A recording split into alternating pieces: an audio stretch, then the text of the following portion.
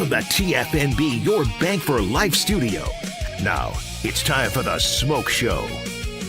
Presented by IdealMRI.com. Premium quality MRIs, convenient, affordable. That's ideal. And by Texas Farm Bureau Insurance. We are Texas Farm Bureau Insurance, your insurance provider built by Texans for Texans. And we've been protecting families in our great state since 1952.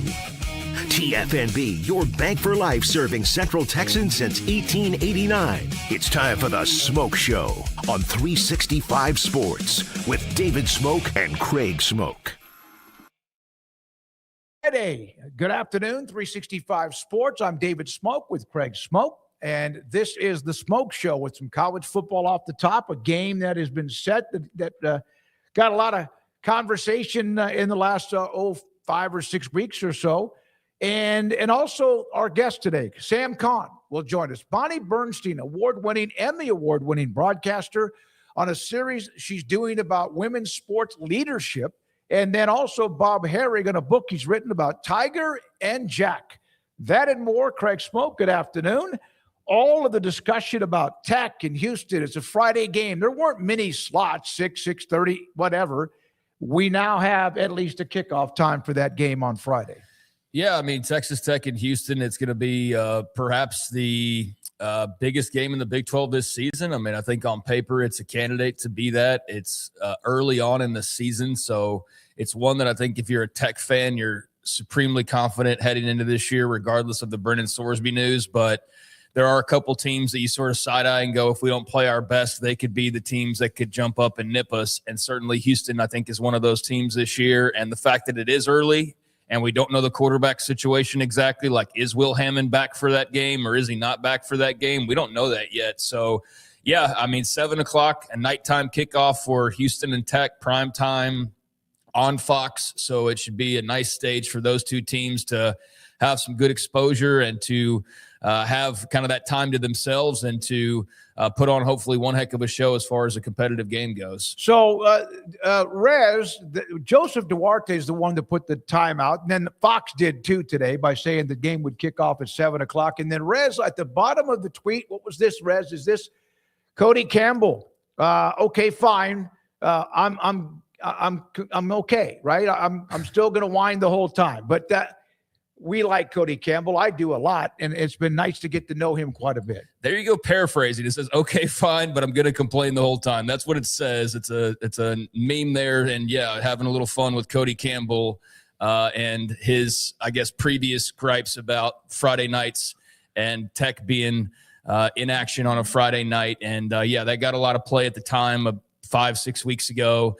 He since – obviously has quieted down a little bit. They've had other things to worry about, much greater things than kickoff times, like the status of their star quarterback they invested millions in. So, yeah, I think he's not so much worried about the kickoff times just yet. And we talked about that at length. So, yeah, having a little fun with it from a Houston point of view. I think there will be a nice, good bit of trash talk, good history between those two schools. Obviously, big expectations for both of them this year, and now a big primetime game with, like I said, a stage all to yourself on that Friday night. So, yeah, would you rather it be Saturday on ABC or Big Fox or whatever?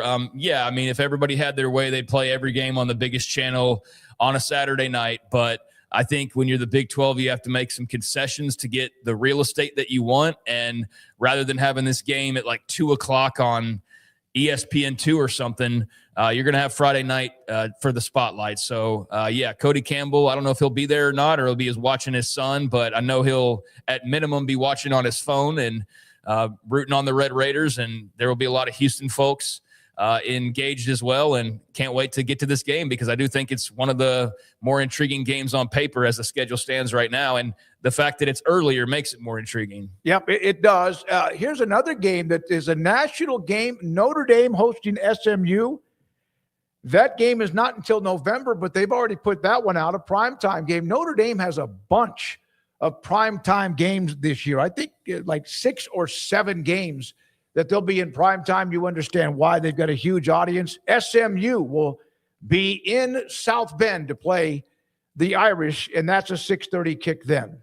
Well, this is definitely going to force Notre Dame to join a conference. Oh, wait. Yeah. They still get their way basically across the board. So, yeah, they're not in any hurry to go and join any conference because they're having their cake and eating it too and enjoying every bite and morsel. And I think there's going to be a lot of people enjoying this Notre Dame schedule, including the Irish fans themselves. Remains to be seen on the win-loss part of it. We just had a very brief discussion, I guess, yesterday or the day before because of one of the poll questions at the end of the show about where do we project Notre Dame as far as wins and losses go. And I defaulted to 10-plus wins rather than going to the high mark of 11-plus wins. But you can see why 11 is definitely not crazy talk. I mean, they've been a very good team, and they've managed to have some pretty tough games along the way. I know it's not what people necessarily, the majority, want to see. They want to see them locked into the ACC league schedule or something along those lines. But I do think they've got a really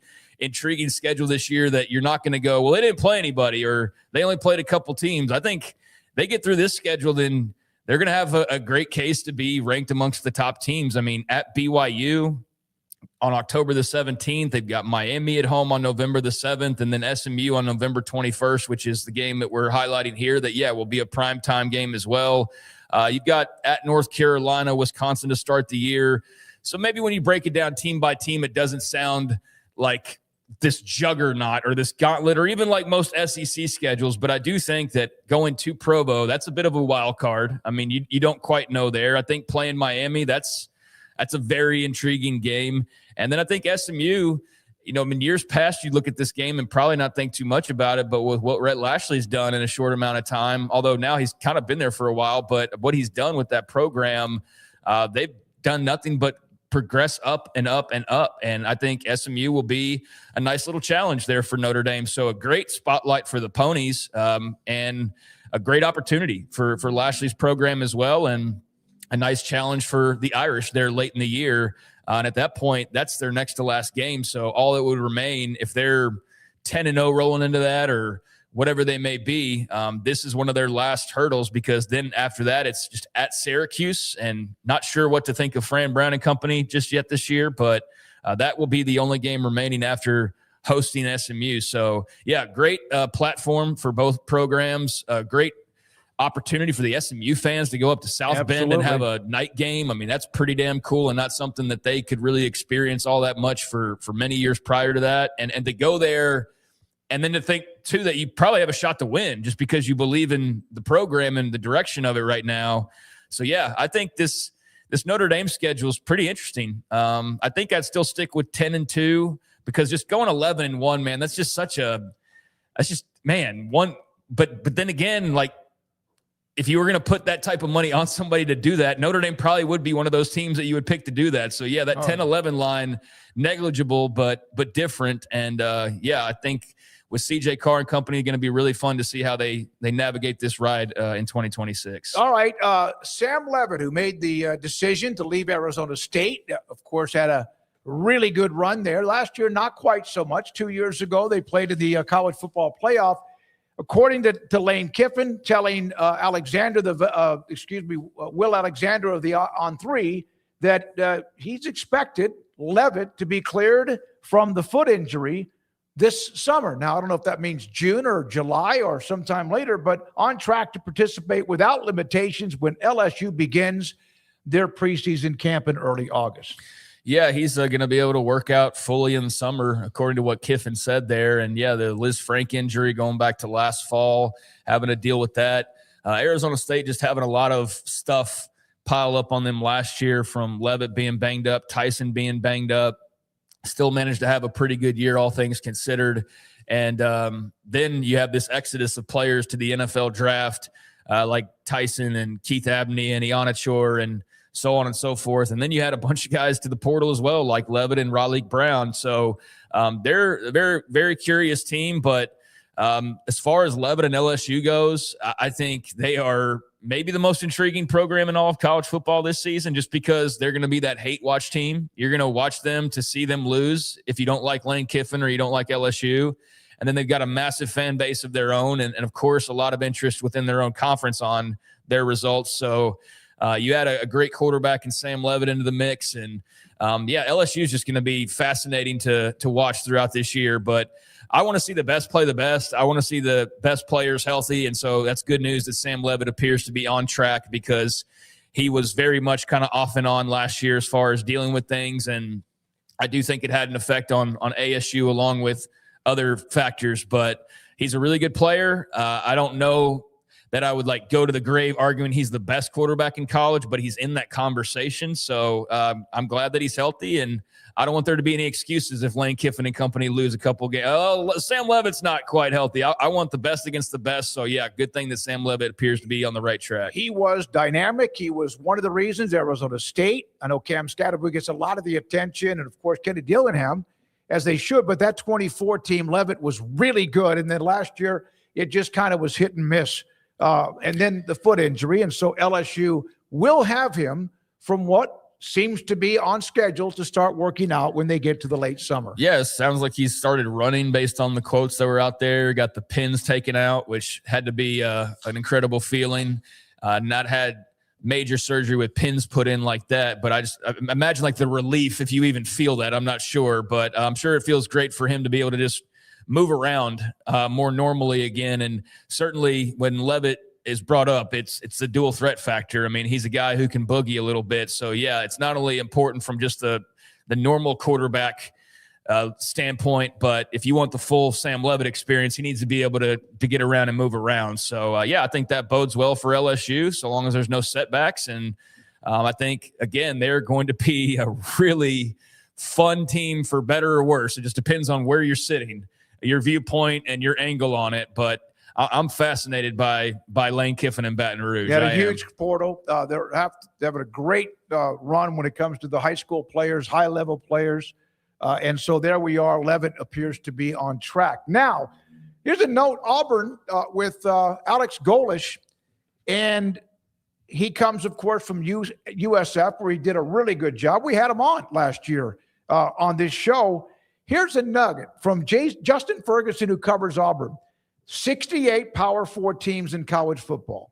Only 23 are set to have a starting quarterback and the head coach who were together last year, and only 14 of those 23 combinations include the same offensive coordinator, and only 5 of them have been together for multiple years, and only one of them out of the 68 at the bottom has more than 15 starts together. Now, we're talking about, yes, Byron Brown, Alex Golish, when they were at USF, and now they're still together as they get ready for Auburn with the new head coach. Yeah, Alex Golish being that new head coach. That's yes. why. Yeah, I think that's a lot of Kool-Aid sipping right there. If you're trying to really get folks excited, there's some definite Kool-Aid to drink there, because that's a heck of a stat. Kind of. I don't know how that was even put together in mind. I'm gonna need. Justin's been on with us. I got to reach out to him. I should have already done that. Who fed you that, or did you go looking for that? I want to know. Yeah, I mean that's super specific. I mean it's a legit stat, but it does feel like, man, you're reaching pretty deep to try to drum up just a nugget of optimism and positivity. Not that you need to do that, but just that's what you've done as a product of pulling all that together. And so, yeah, I mean, if you want to look at that as, well, hell, we got one of the only combinations in college football where that group of people's put together, then that means great things are in store. Then go ahead and feel that way. If you want to look at that and say well, that's so specific that I don't know if it really matters in the grand scheme of things, like an Alabama fan might, then go for it as well. But yeah, I mean, that's a very interesting stat. Would never have thought of kind of going down that road myself, but I'm glad that there's people that think differently and come up with things like Justin did there. So yeah, I'm just cautiously optimistic for Auburn. I mean, I think Golish is a solid hire. I think Byron Brown's a good quarterback. I don't know that the combination just rolls into the SEC and starts setting the world on fire. I think there's a number of good quarterbacks. We just talked about one of them in Baton Rouge. That's better than Byron Brown. But I do think that's a definite upgrade from what we've seen in recent years with the whole Hugh Freeze situation. So, if I'm Auburn, I'm optimistic to a certain degree. I'm not thinking we're chasing SEC titles right out of the gate, but I am excited about the combination of those guys, what they did at USF and the success that they had there. So I just think going from year to year with anything nowadays is just, it's not futile, but it's just not, it's never been an exact science, and I think it's even more of an inexact science than it's ever been because there's just so much turnover everywhere year to year that it's like if you returned a bunch of guys, were you a good team returning a bunch of guys or are you a bad team returning a bunch of guys? Because you're a bad team and a bunch of guys are coming back. Well, you have all this returning production. That's not necessarily a good thing. Or maybe it is because they were young, and it's just or it's you hard also to unpack. added to what you had coming back that made you better and makes them better. Yeah. It's hard to know case by case, and that's why you got to kind of drill down on each school because there's all sorts of different scenarios in play that weren't in play before. And sometimes it's good to turn over 75% of your roster, and then doing it every year is questionable. But sometimes it's good to do that based on a given year. So I think with Auburn, the changeover definitely needed. The changeover will be good for them. I just don't know how quickly we're getting to raised expectations, but I think a positive step forward is definitely in play this year. 3,158 yards, 28-7 touchdown to interceptions. He was hurt with a lower leg injury, missed a lot of 7 games in 24, but the year before that had even better numbers with 3,292 yards and 26 touchdowns. So he's a good one. And also a dual threat, 1,000 yards rushing and 14 touchdowns a year ago. Here's another Big 12 program that says, no, we're not interested, at least not now. We do support Redbird Capital, but Arizona, Amanda Kristovich with this story, they have decided not to take the $30 million, the Redbird and Weatherford line of credit, and say thank you. This is what every one of these schools and programs has said. We appreciate it. We're supporting all of what they're doing. But no, we're not interested at this particular time. I think that is either 9 or 10. You've kept up with it a little bit better, but 9 or 10 of the 16, maybe more, that have now said, no, thank you. We appreciate it, but no, thank you. Yeah, I think we're in double digits now as far as the number of schools that have not signed up for this. Utah, the most likely to also join the pack of the schools that are remaining because they have already cut their own private equity deal. So Utah went out ahead of everybody and they did their own thing that's also different from this to begin with. So I don't know why they would need to partake in this when they've got their own separate stack that they're investing and using. So you take them out of the equation, that leaves two schools that have not gone on record yet to say whether or not they're going to take this. So 13 schools have said no, thank you, but no. I thought Colorado could possibly be a school that said, okay, maybe we do this, but apparently not. K-State thought maybe the longer this goes on, maybe they'd take a bite of the apple. Apparently not. So you take Utah out, that leaves Kansas and Arizona State. That's it. Kansas and Arizona State. Those are the only 2 schools that have not come out publicly and said whether or not they're going to take a bite of the investment apple. And I don't know if we'll hear from them soon. I think at this point, when you're the only 2 still standing, you're probably still having conversations, obviously, but I would think that we'd hear sooner rather than later on that front, just because everybody else has already made their decision. But we'll see. Maybe one of the 16 decides that it's worth the squeeze and they go that route, but there's only a couple of options now. So KU and Arizona State and then Utah technically, but I feel like it'd be a bizarre move on their part to have their own separate deal and then also cut this. I just feel like you're really stretching yourself in the Utah athletic department to have a pretty big return on investment if you go that route. So I would go ahead and think that they're probably in the no pile as well. Kim Coulter saying, by the way, Utah, that deal has not yet been accepted as far as official. I mean, it's been announced, but as far as still some of the stuff going back and forth, not fully agreed upon and or executed. Yeah, I mean, that's with a different capital group. It's for like $500 million, like all said and done. And it's to create their own entertainment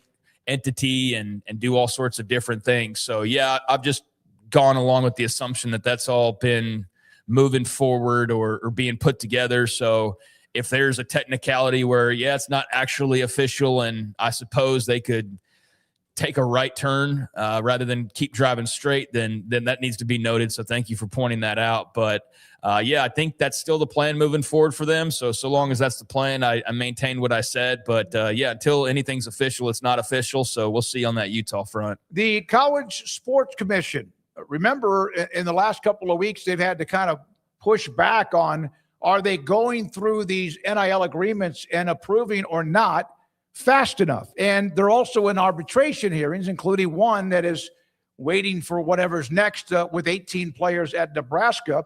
They released these stats. This was yesterday evening. Between March 1st and April 30th, over a 2-month period of time, they cleared 5,500 deals for a total value of $75+ million.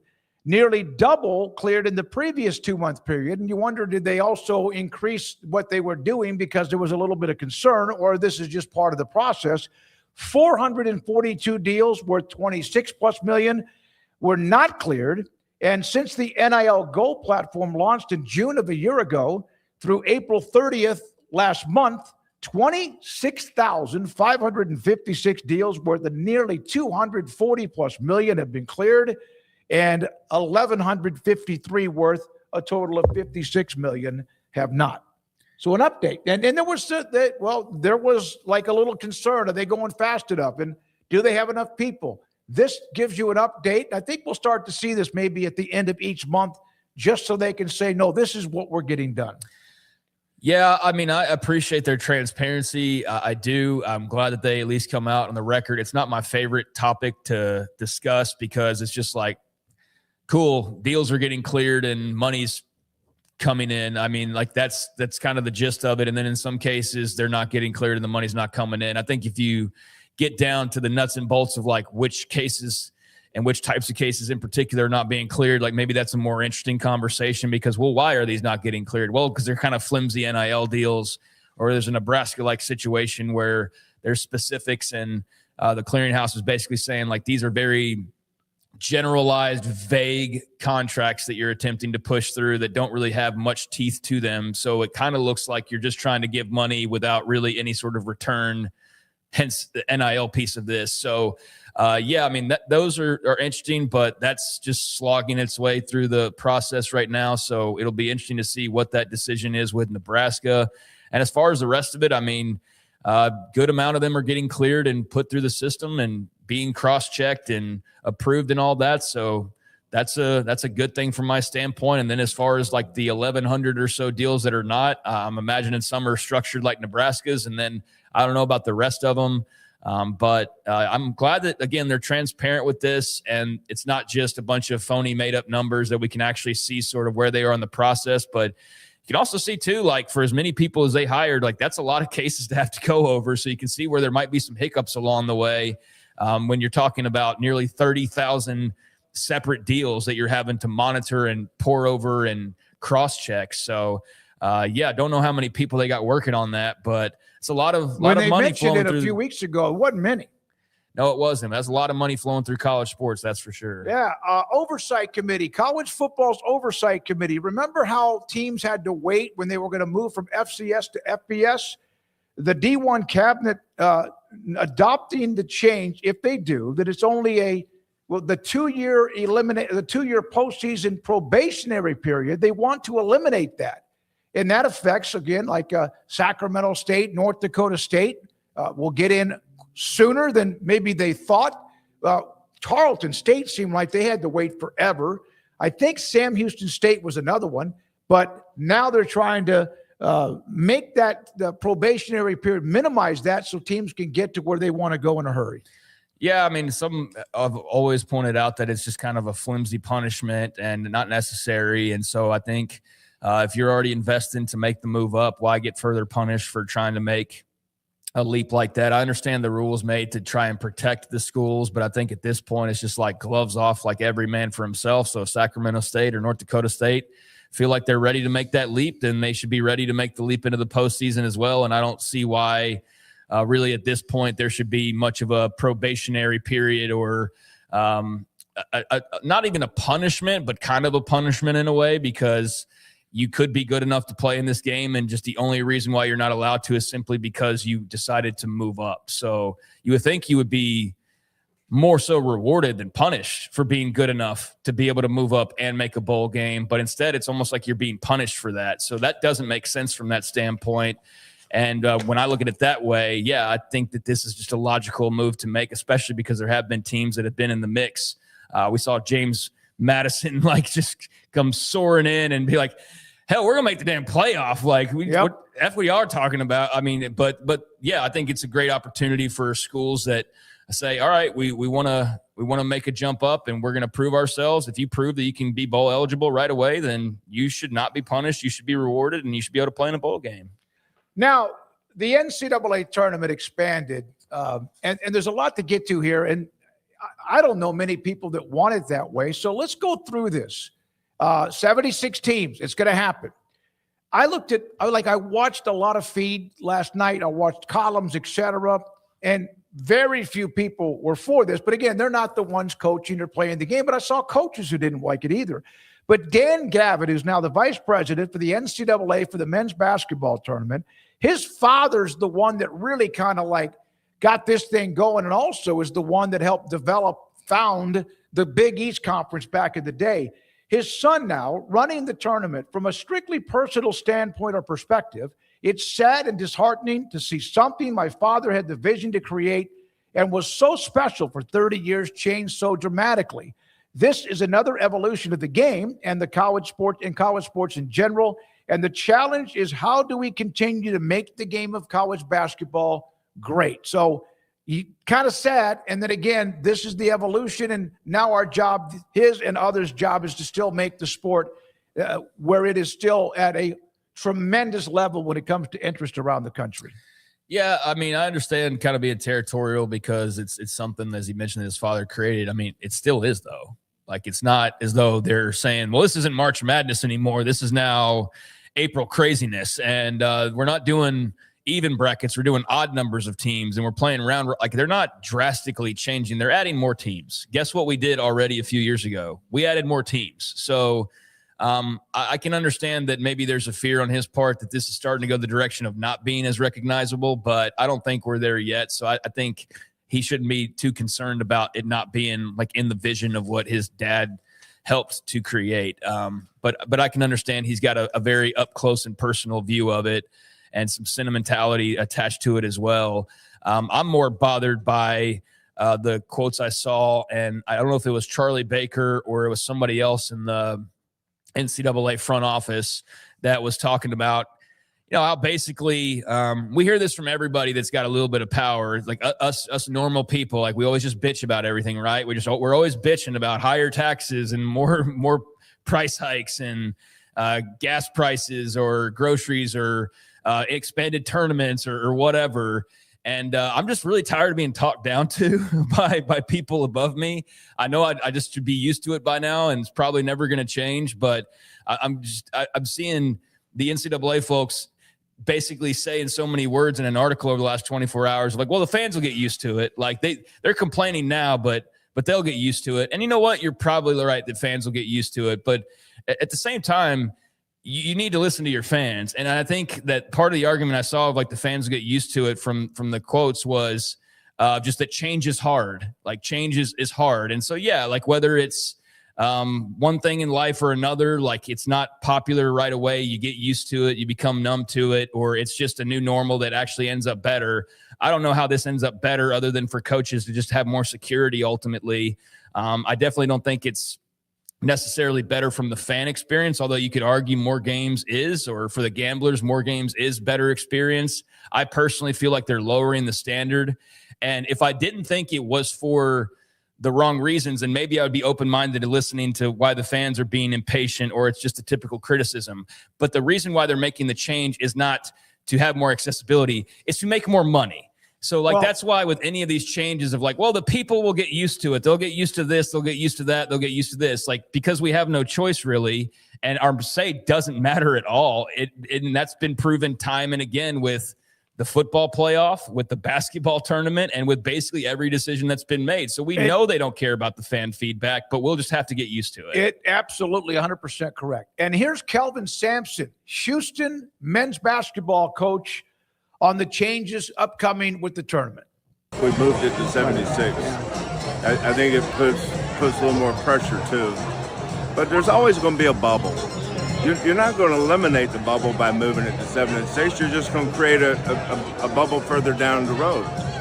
So the bubble, instead of the 4 teams that were left out, so 69, 77, now it'll be, 77 to 80. And so whoever doesn't make it, the fan base is going to be disappointed. The players and coaches are disappointed. But we'll learn to accept this. We may not agree with it, because I didn't think anything was wrong with it to begin with. I mean, I loved the way the NCAA tournament was. But I also remember when the 45-second shot clock came in, and people thought we were ruining the game. And then I remember the 35-second shot clock. And now at 30, think about the generations of kids that are coming up now, the fans, that didn't realize that there used to be no shot clock. Yeah. No three-pointers. Yeah, no three-pointers. So whatever we do, there'll always be some pushback initially, but it'll become part of our just the way basketball is.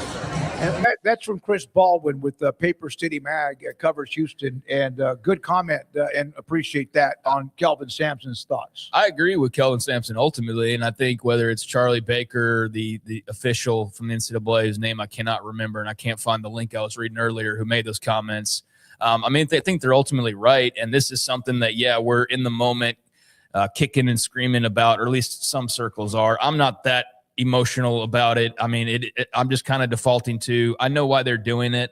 So yes, I understand people will get used to it. We've made changes before. The game's still gone on, if not grown in some cases. Maybe this actually becomes a great thing. I'm not going to fight against that and say with certainty, like, this is the death knell of college basketball, but just don't lie to me about why you're doing it. Don't tell me it's for any other reason, and that me as a fan pushing back am somehow wrong for having an opinion on this. The moment that people stop pushing back is the moment where the red flags go up, because then at that point you've lost everybody because they don't care enough to push back. Yep. So they're playing with that line a lot lately. So far, everybody's remained pretty much as is. But there's at least enough chatter that, okay, you keep pushing that line, and at some point, like, that line's going to push back. And maybe it's not over the expanded tournament, but don't tell me it's for this or that or the other. It's for money, guys. It's for money, like every other decision. It's not the fans' fault. It's not the fans complaining. You just want more money. Yeah, no, and here, Oscar Robertson, I was lucky enough to be able to watch him. I was tiny, very young, but perhaps as good an all-round player that's ever played the game at any level. Cincinnati, of course, played in the NBA. An incredible player. He was asked about this. Just someone saw him. Well, look at his quote. Well, they probably want more money. That's it. That's all it is. It's like everything. I mean, that's the whole deal. I mean, it's not that the fans are wrong. It's not that they're necessarily right, but let's just call it what it is. Whatever anybody's opinion on it is, whether this is actually better or worse, we'll need some years to figure that out. But the sole purpose of doing this is not to benefit the schools from having the student athletes getting a better opportunity to have the experience. I saw that word used a lot. No, it's you want more money. Like, that's just what it is. And that's all there is to it. So that's why we're expanding the tournament. I got more a little bit later on. Dan Hurley with a comment on the tournament. I just because I like what he said, that's not we're going to use it, but his thoughts and a couple of others, and including the fact that they're going to have more commercial breaks because of more games and what they're going to allow to be sold in those games. We'll have that later today in the show. Sam Kahn. TheAthletic.com. The happy face. Good to see you. Appreciate your time. How's the older one? Everything good? He's good. Yeah. Okay, good. He's good. Nothing serious. We're just all right. Good to have you on. Sam Kahn, TheAthletic.com with us. Okay, you cover a lot of things, and a lot of it, of course, is college football. But as a sports fan, your thoughts about the NCAA tournament expanding to 76 teams? I hate it. I can't.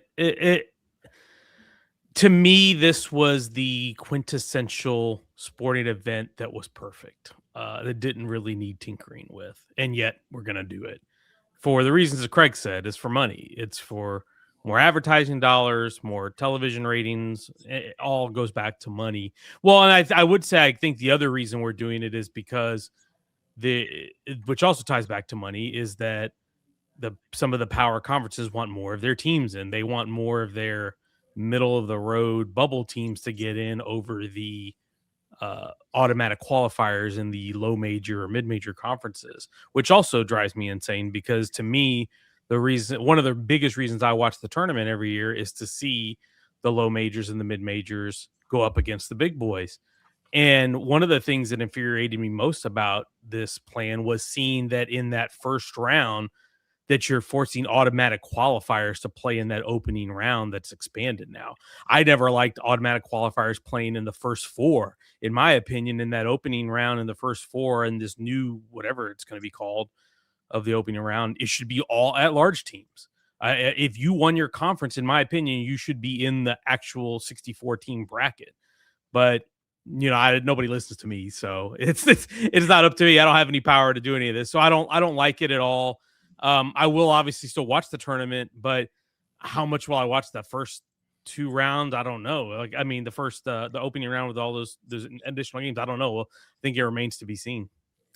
Sam, the entire time this is going on, the football playoffs also being talked about and gone back and forth. I know we've talked at length about this, but just refresh my memory. Where are you on the latest developments as far as the 24 in that conversation? We know that's also for money, that's also for access, but where do you just kind of stand on that, as that's such a polarizing topic these days? Yeah, 24 is, I wouldn't hate 24 if we did it the FCS way. And I think we talked about this 5-6 months ago, because I had written a column about it that was, if we're going to go to 24, then every conference champion in the FBS should get a bid. That's the only way, in my opinion, to make 24 work. Otherwise, we're just doing it to get, again, more power conference teams in, which, by the way, if you did the FCS model and you did get every conference champion in, you'd still get more power conference teams in, because then the conference champs would just take the first 10, and then the rest of them, we know where they would go. So I that would accomplish everything for everybody. Based on what we're trying to do right now and what is actually realistic, I would prefer 16. I think 16 is a good number. I think that it would get some of the teams in that we saw on the bubble last year, which I think, after seeing Miami just be on the cusp of getting left out and make it to the title, I think if you're in the top 16, I think you have a chance. And I think you have a legitimate argument to get to say, hey, we could go win this thing. The other reason I like 16 is it doesn't add another round. I think adding an extra round obviously extends the season, and I think it just makes what is already a difficult problem with the calendar even worse. And so I'm more in the 16 camp. If they do 24, they're clearly not going to do the 10 conference champions in the FCS model. The only thing I would be okay with in 24 is if we gave a G6 one automatic bid and make everybody else at large. Forget these multiple automatic qualifiers. I hate the idea of giving a conference more than one automatic qualifier and an AQ for something other than a champion. I don't like it at all.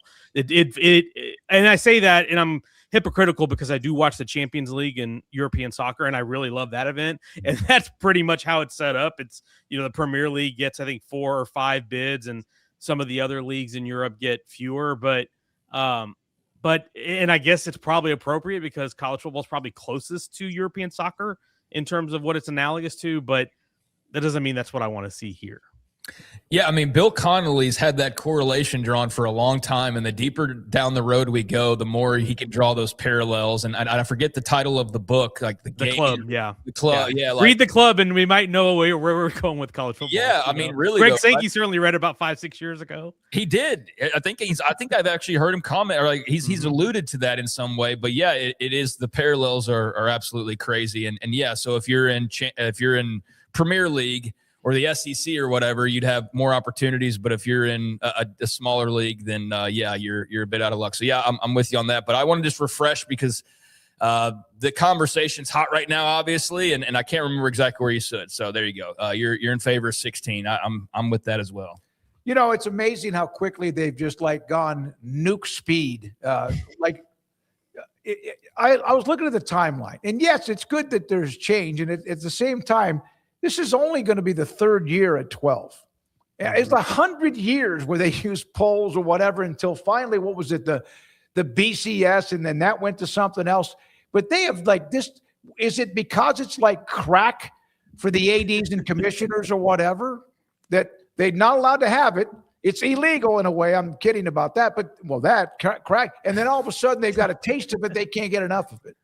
Well, it's money. That's what it is. It's money for the conferences, for the schools, because if you make a run, depending on how the rev share distribution is in your conference, some of these have unequal revenue sharing where, hey, you may get more money for going deeper, but and you're certainly, if you have more teams in the tournament, then you're going to get more money, kind of the same way that NCAA tournament works, where you get more units depending on how many teams you get.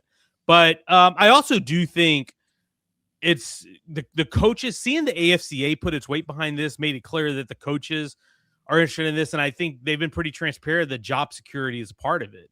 It's the thought that, hey, if it's a bigger tournament and more teams get in, then that means fewer of those coaches are going to get fired, which I quibble with. I'm not sure that I 100% agree with that. I guess you're not going to see often a playoff team fire a coach, but heck, we just saw LSU fire a coach who was 5-3 and had not a bad record at LSU. So you're telling me that if there's a program like that, like if Lane Kiffin 4 years from now is at the same spot that Brian Kelly was and they lose in the first round of the 2014 playoff, that he's not going to get run out of there? Like, I don't think that's as much of a guardrail for coach job security as maybe some people think it is.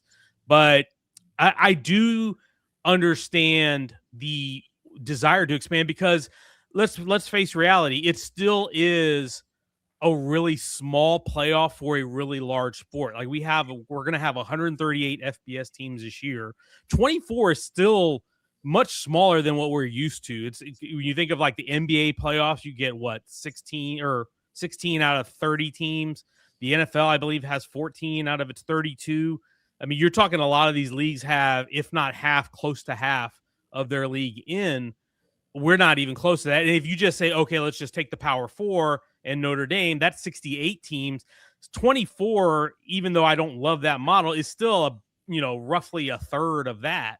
So it's not quite, to me, it's not as much of a disaster. I don't think, even if we end up getting there, which it feels like we're going to, I don't think it's a complete disaster, because a third of the teams in the Power Four and quite less than that in the entire FBS, I don't quibble with that, because I think those are all generally going to be good teams. Now, if we're in this multiple, if the Big Ten and the SEC get 4 or more in every time, then we are talking about introducing mediocre teams, and we're talking about introducing 8-4 teams, and who knows how far that goes. But I'm not that's I think the question is, what is the format going to be? Because if it's just one G6 guaranteed and the other best 23, that actually I think can be a little bit compelling, and I think we would like some of the matchups that we would see from it. Yeah, and I think that's kind of what we're missing right now with March Madness expansion as well, is like, who are the teams that are filling these extra spots? They haven't told us that yet, and it's almost like they're not telling us on purpose, because they're going to say, well, it's going to be like Auburn and those teams and not going to be the mid-majors. And so, yeah, the format matters a great deal. And I do think this will give some coaches a little bit of security of like, well, I made the playoff. I've made the playoff 3 years. But ultimately, there's going to be like the playoff appearances graphic, and there's going to be the playoff wins graphic. And then you're going to ultimately still have to address the playoff wins. But for a couple years, like, hey, we made the playoff, man. I hit my bonuses for this season. I mean, that didn't we do that with bowls forever? Yeah. We have every coach contract has bowl incentives. Now, I made 5 bowls in a row. Well, that doesn't mean anything. That means you were at least 6 wins for 5 straight years, which for some programs is not a good enough standard. If you're at Rice going to bowls 5 years in a row, then they'll probably give you a lifetime contract. But if you go to LSU or Texas and you make a bowl 5 years in a row, that's not good enough. Like, you've got to win something of significance. I completely agree with what you mentioned. 6-6 is 50%. That's average. And you're going to end up maybe 6-7, and you're going to get a bonus for that. And there's certain programs, getting to a bowl game is a big deal. But when you give guys the kind of money you're giving them, and then you also give them a bonus for doing what the hell you're paying them to do. Hey, great agents, baby. Great agents. That Jimmy Sexton, among others, they know what they're doing. No, 100%. And that's the thing is, the incentives have been a part of this for so long, and I think this is one of the reasons why we are where we are when we talk about the sport and trying to find money for playing players and people trying to take private capital or private equity, is because for a long time we had the money just growing at an exponential rate and nowhere to put it. So where do we put it? We put it in coach salaries. We put it in all these bonuses. I mean, heck, and we're still doing it to some degree. Alabama just gave Kalen DeBoer a large extension with a raise recently that I don't know that there was a really need to do that. And that's not to knock Kalen DeBoer. I think he's a really good coach. And I think he's probably under a little bit more pressure than probably needs to be, because he's the guy after the guy, which is probably the most unforgiving job to take. But how many extensions have we seen in recent years that really aren't necessary? And I see coaches and I see schools crying poor and saying, well, we can't do this, we can't do that. Well, it's because you spend so much. We had one SEC program cutting a tennis program, which is only going to save them pennies on the dollar, compared to, hey, let's pay a football coach $9 million, $8 million, $10 million, $12 million, $13 million. Like, to me, that's at some point, I wonder if we're going to find an equilibrium with that. I think it was one of my colleagues, Austin Meek, at The Athletic. He wrote a story on Adrian Wojnarowski, the former ESPN insider who's at St. Bonaventure and basketball, and he's the general manager there. And they did a thing where they had the coaching change recently. And I think Woj's stance was, we're going to spend less on the coach and more on the roster. And I think for some programs, that's going to be the way to go. I just wonder how long it's going to take before it becomes more widespread, because ultimately, at the end of the day, to win, you need to have players. So, Sam, this Big 12 Redbird Capital story was out there about a year ago, and it was or I guess maybe even a couple years ago. It's been talked about for quite a while now, and now it's been presented, and we're seeing school after school after school after school saying no. Like, there's only like 2 schools, and then Utah, who had like their own kind of separate thing, they haven't officially said, but we're down to like 3 schools total that have not made a commitment. Everybody else has said no up to this point. Are you surprised by that? Are we making too much out of that? Is just any thoughts on that particular story ongoing right now with the Big 12? Yeah, I would say I'm a little surprised by it. Like when I saw Houston come out and say they weren't, that was interesting, because they would have been a program that I would have thought is a candidate for it, just knowing the financial situation they're in, and certainly the other new schools that were Group of 5 conferences, because they have it. I think this year, I believe, is the first year to get full conference shares for those schools. And so they were already kind of playing behind, and they're trying to scale their budget up to catch up with everybody else in the conference. So to see them bypass it was interesting. I think maybe it probably speaks to maybe the terms of that deal are not as appealing for these schools, because every one of them needs the money. Like, I can tell, other than Texas Tech and BYU, I think every other school you could say probably needs the capital, and they need the money to pay for these players and to pay for every other expense that is in this in these athletic department budgets. But I don't know. It's interesting. That's one of those things, is like, maybe I should have studied economics more when I was in college, because I did. I would have never known that in college sports we'd have to know a little bit about private equity and private capital. But I think it's the first step in a long procession of this, and we're going to see. We've seen other conferences and we've seen schools try to dabble in it to some degree, and I don't think it's going away anytime soon, as long as there's a need to pay players.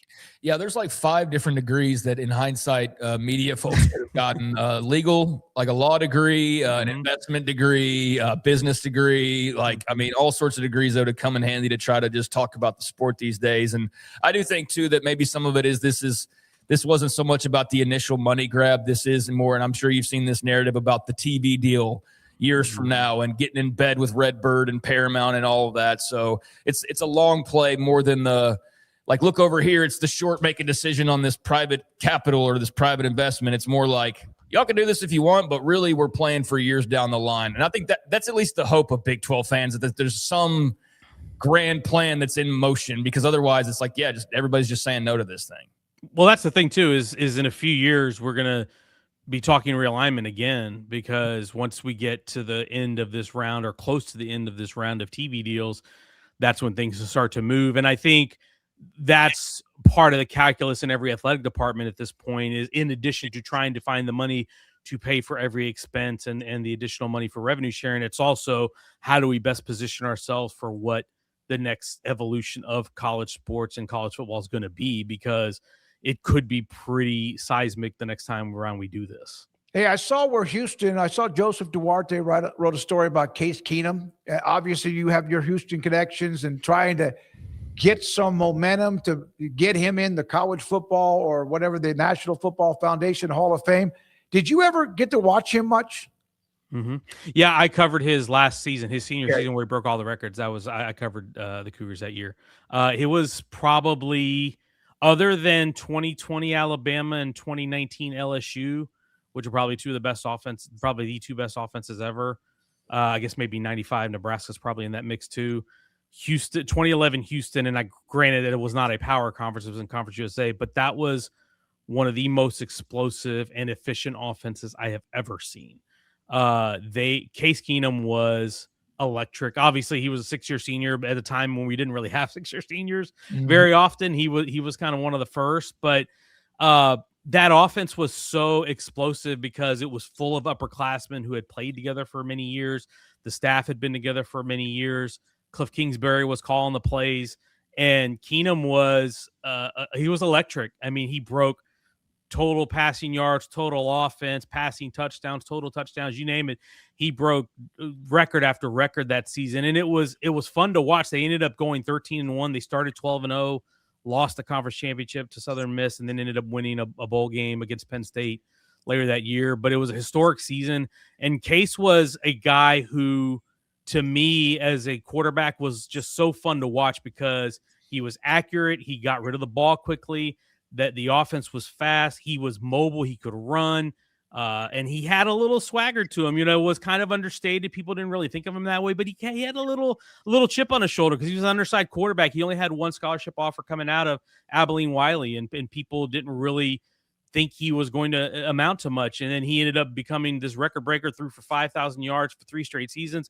And when he went into the draft, he got undrafted. Nobody picked him up. He ended up signing with the Texans, was on their practice squad for a while. And then now look at us here. We're in 2026 and he's still in the NFL. Yep. He's still got a job, and he's a backup or third string, I think, in Chicago right now. And to me, he's one of the more remarkable stories in the sport in college football. And he's one of the more remarkable stories in football in general.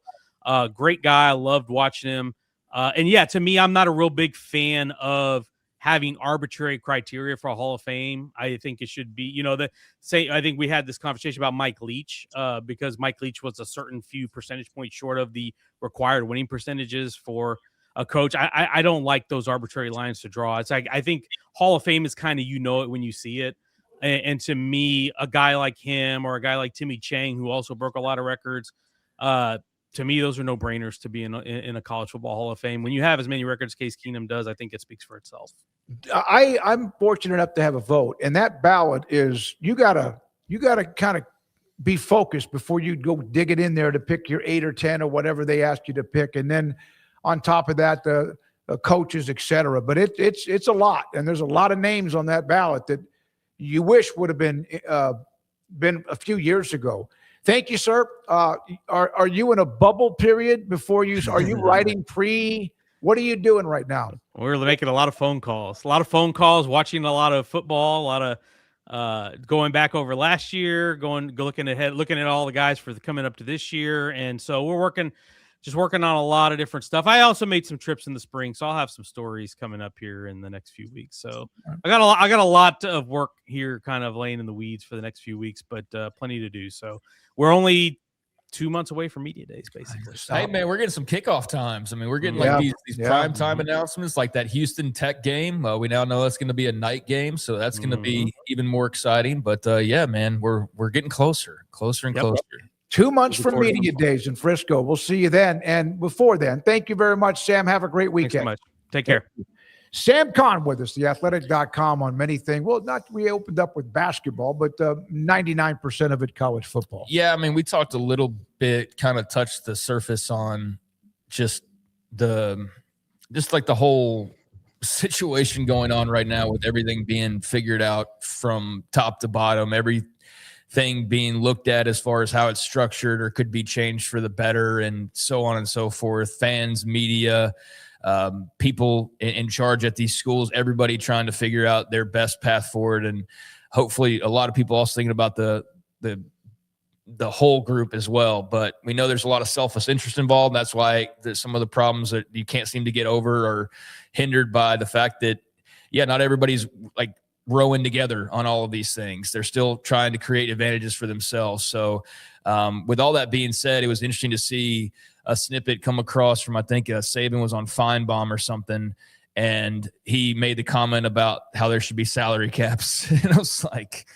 now that you're out of the sport, there should be a salary cap, huh? Mm-hmm. But it is a valid thing that has been talked about. It's just, okay, are y'all really going to go sign professional contracts then? Because that's the only way we're going that route. But, everybody's got ideas, and some of them are great. Some of them you're like, yeah, that's not going to work. But I have found it entertaining and interesting to at least just kind of see the hodgepodge of various versions of people's ideas of the best way that college football should operate. And some of it's like really good stuff, and then some of it you're like, yeah, that's probably not feasible. But I do think the coaches' salaries in particular, which is what Sam touched on there briefly, when we talked about like all these incentives. Well, now it's just making the playoff. Well, now it's easier to make the playoff than ever. So yeah, let's sign ourselves up for that. And, then it'll be eventually, you have to win playoff games. But I think in general, the coaches' salaries is something that always gets brought up. And then in a savvy political maneuvering, like we see with our politicians, when you bring up something they don't really want to talk about, like they pivot. The coaches' salaries conversations always finds a way to like pivot away. Like it's always, there's no answer for why coaches have freedom of movement. It's because they're under contract. I understand that's the answer for it. But anytime you hear why can't athletes do it? Coaches can do it. Well, they're under contract. Well, then let's get under contract. Well, we don't want to put you under contract. No. Well, what do you mean you can't put us under contract? Because we're agreeing to it. But now there's such advantage of not having a contract that the athletes will no, we don't want a contract because we stand to benefit far greater from this. So they created that situation where now they don't even want the thing that would have made the most sense because the selfish side that's always been selfish was selfish again. But yeah, ultimately, when you look at all of the kind of the disparity and the things that probably do need to change, the one that's at the top of the pile is coaching salaries. Well, I remember this is many years ago about movement, and it was the coaches' salaries. And I said, well, yeah, but they do have a contract and a buyout. Okay. And I was like, well, because they're professionals, and this is their job, and this is their career. And now that's changed because of what's like in college athletics. And Saban wants parity or equity or whatever it is now. Yeah, because he had all the talent for about 15 years, gobbled up as much as he could, just like back in the day, back when Darrell Royal and Bud Wilkinson and others gobbled up Paul Bryant, Bear Bryant, because they wanted as many great players so the other guys couldn't get them, and they won doing that. Yeah, so there were schools that were against segregation until they realized, this will make my school a lot better and more talented, so we probably should go down this road now all of a sudden. Like, it's always about the advantage and trying to hold on to the advantage, and yeah, now Saban doesn't have an advantage to hold on to. I really appreciate his commentary.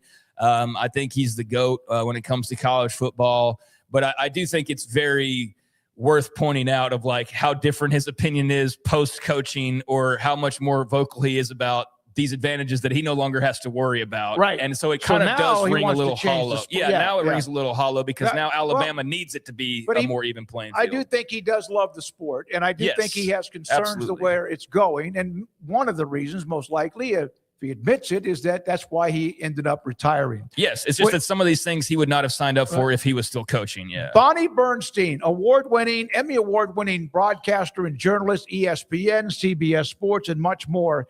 She's starting a series tomorrow about women and leadership and all. We'll have the trailer for it in just a second. She will join us live, thanks to Ivan and his ability to set that up for us today. Bob Harig at 5 on the book he wrote, Tiger versus Jack. Can't wait to read that. We appreciate your time. This is 365 Sports. Allen Samuels, Dodge, Chrysler, Jeep, Ram, Fiat, Loop 340 and east of 84 in Waco. And the declaration of deals continues. The Ram 1500 Lone Star with $13,000 off plus 2.9% financing, APR financing for 72 months.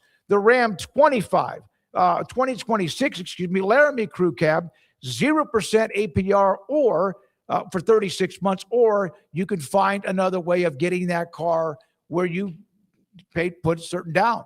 Like I said, and one of them, $13,000 off, or get the discount when it comes to financing for a certain amount of years, APR financing for as many as 36 months. All prices will then, on top of that, add the tax, title, and license. Ted Teague is there. David Gray is there. Alan Samuels. They want you to test drive what you want to look at. Make sure it's what you want, and they have it. Great inventory, both brand new from Jeep, Ram, and more, and pre-owned cars at Alan Samuels, Dodge, Chrysler, Jeep, Ram, Fiat, Loop 340 east of 84 in Waco. Broker is your Lennox Premier dealer. Right now, qualified buyers can make no payments and get no interest financing for 12 months on a new Lennox home comfort system. Conditions apply. Call Ray Broker Air Conditioning and Heating Specialists for details and a free estimate. I have a lot of friends reach out to me about buying vehicles for their fleet and their business, and I always recommend Alan Samuels. You see a lot of businesses running different brands, but I really think Rams are the best looking ones out there. They're going to take care of you. They're going to make sure that you get what you need, and they're always going to take care of you on the service side and the sales side. Like Alan Samuels always said, Waco has a lot to offer, and so do we at Alan Samuels Dodge, Chrysler, Jeep, Ram, Fiat. Come by, let's be friends.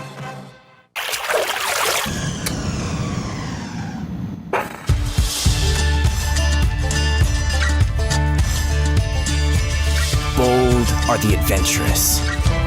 Determined are the leaders. Faithful are the healers. At Baylor, you'll find your calling, your people, and your purpose. Dare to be you, indeed.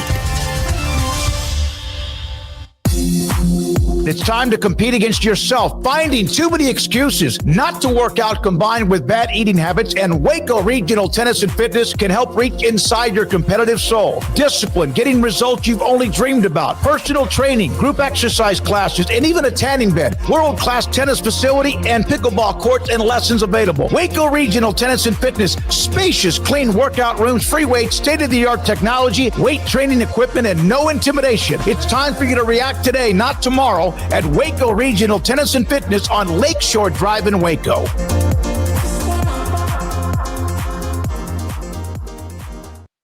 Serving Central Texas since 1889, TFNB, your bank for life, takes pride in being more than a bank.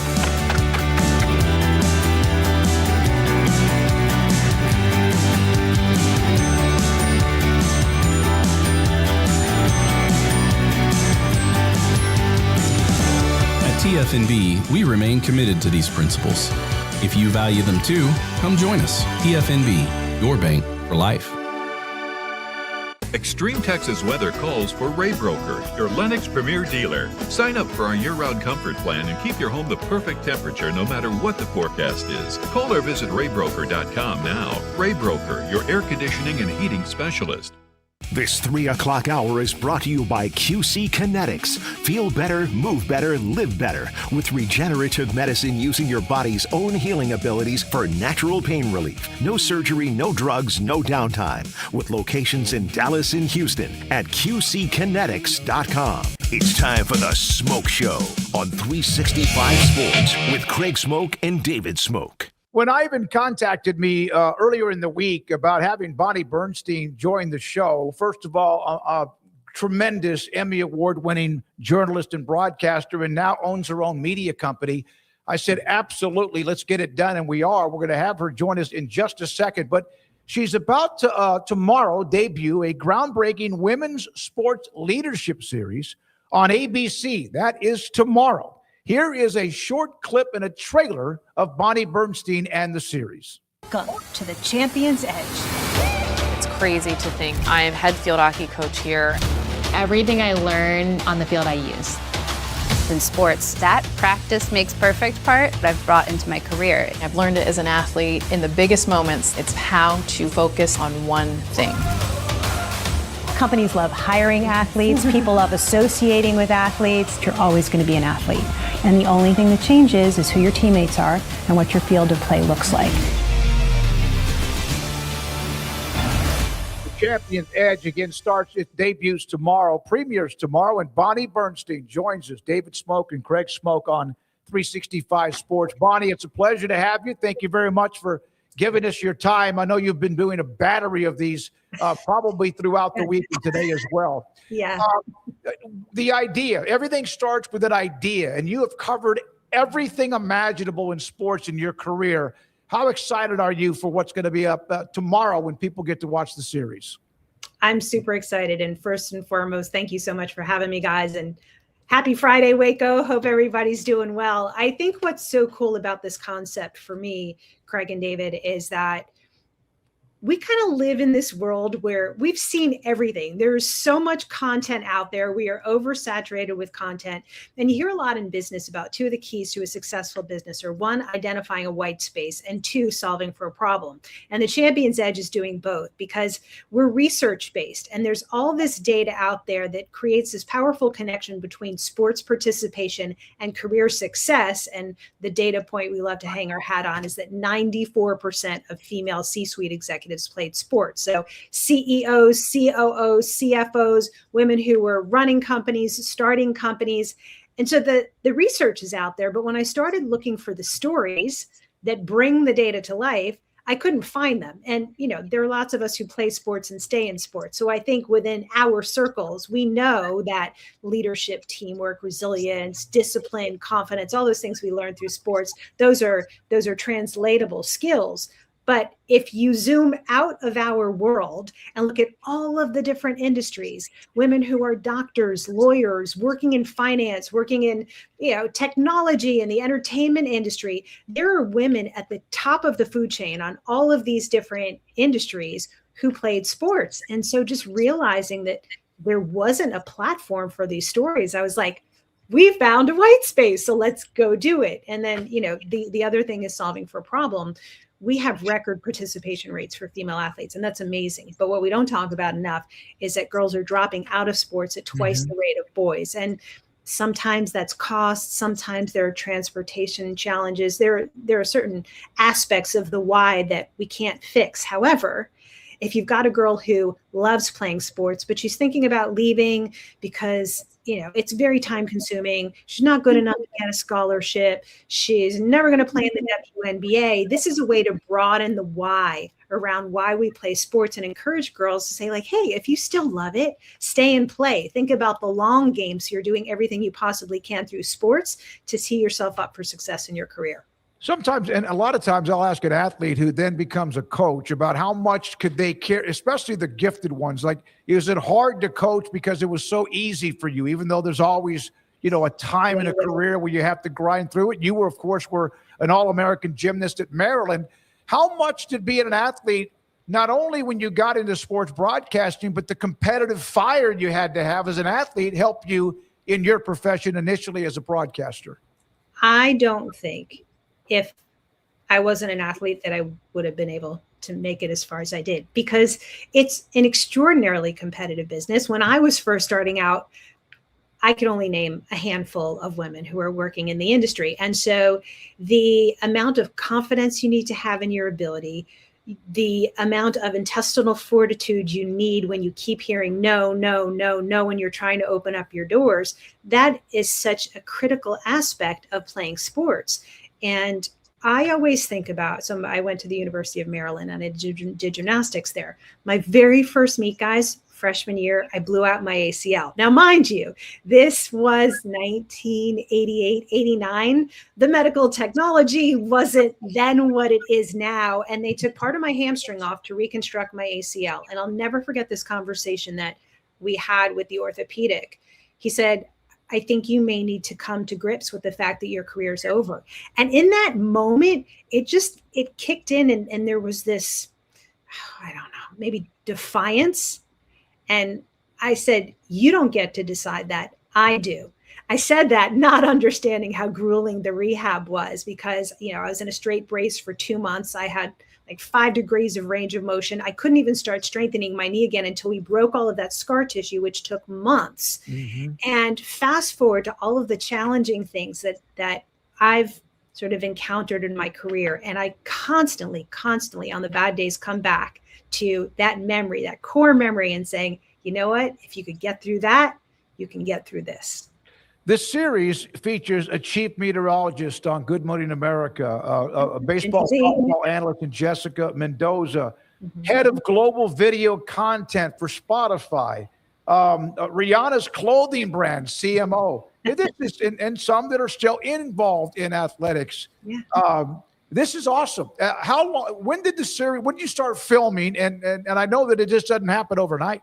No, so it's several years in the making. But the nice thing is, while we were trying to figure out where the home for the series would be, we were sort of running parallel paths and building out this, what we call proprietary database. It's probably more than 200 strong of women working in all different industries. And the reason why I call it proprietary is, and it's one of the cool things about the series too, when women are in sports, we always hear about their sports background. When they're not in sports, even if you go to like their LinkedIn profile, a lot of times they won't even list that they played. And so aggregating this database was just a lot of word of mouth and having conversations and stuff like that. So it kind of kept me busy while we were hearing lots of no's and doors closing. Yeah. But the fact that, fast forward, we've got it on a wonderful platform in ABC, which is great because when you think about the whole Disney ecosystem, ESPN and ABC own more women's sports media rights than any other network. So this is a natural home for the Champions Edge, and we're really excited about it. And then the other piece of it is, the inevitability is when you're doing a half-hour show and you're sitting down women for an hour, only a fraction of that conversation is going to wind up on TV, right? So what we're able to do is take that entire full interview and repurpose it for our podcast. It's called The Athlete Effect. And so each one of the women we have in the TV show will have her own podcast episode. And then we have a bunch of standalone episodes with amazing women like WNBA Commissioner Kathy Engelbert and the chief marketing officers for State Farm, Home Depot, the Kansas City Chiefs, Vernice Armour, the very first Black female to serve as a combat pilot in the U.S. military. It's just like, it is a really cool list of women, and you may not know all of them, but if you take time to listen and watch, you'll be really glad that you've learned a little piece about these amazing women. Dr. Teresa Williamson, neurosurgeon. Yeah. My God, director of minimally invasive surgery at Brown University Hospital. What were your thoughts? And I'm going to bounce around a little bit. Bonnie Bernstein, again, the series debuts tomorrow on ABC, The Champions Edge. When you saw the Kentucky Derby and Cheryl DeVoe. Oh, wasn't that awesome? Trainer to have a horse that wins the Kentucky Derby. Yeah, we're in such an interesting time for women's sports. For the longest time, when people, you'd see sponsored and you'd hear, it's the right thing to do. And it seemed like it was being viewed as charity. But now there's this business case for investing in women's sports, and all of these amazing stories are coming to life in racing, in basketball, in soccer, in volleyball. And what I love about our series is that we're taking a little bit of a different angle to it. And when we see stories, so many times, if we're going to stick it in a bucket, we would say they're inspirational stories, especially the ones about the elite athletes. And I say inspirational because even though these women are amazing and their stories are amazing, the reality is we'll never be like them, because if we could all play in the WNBA, we would. What's a little different about the Champions Edge is that these women, for the most part, were not among the elite of the elite athletes. They played in college, but maybe they didn't even play in Division I, or maybe they played club, or maybe in the instance of Ginger Z, the first ever female chief meteorologist for a network who's over at ABC and GMA, she was a multi-sport athlete only through high school, and her primary sport was competitive cheer, which opens up a whole different conversation. All the girl moms and girl dads who may be listening to you down in Waco, do you consider competitive cheer and competitive dance sports? I say yes. Ginger says yes. And these conversations enable us to sort of broaden the definition of what sports is, which really opens up opportunities for so many girls who just, they may love being active and learning all the things we do as athletes, but maybe they're not stick and ball girls. But you get just as much of the leadership, the teamwork, the resilience, all the things that we've talked about from things like competitive cheer and competitive dance. So, the fact that a lot of the women we're profiling are not the elite of the elite makes it more aspirational, more relatable. And I think we like to say the ultimate goal is to be the biggest, if you see it, you can be it database of stories. So any girl who wants to be anything can find somebody who she hopes to look like when she grows up.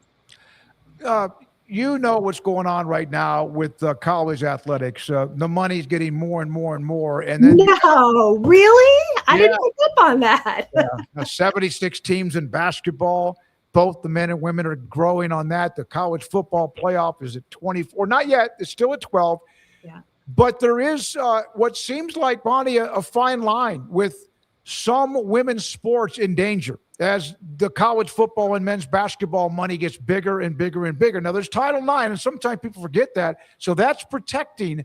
Are you concerned about where all this might end?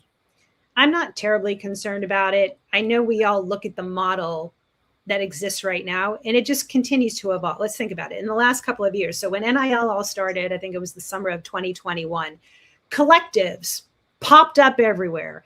The universities didn't want anything to do with them. They're like, you want to do this, you go off and do your own thing. And then there was this epiphany that if you want to give money to athletes and you want them to be associated with the universities, well, oh, by the way, you need to be able to use the school's logos and marks and intellectual property.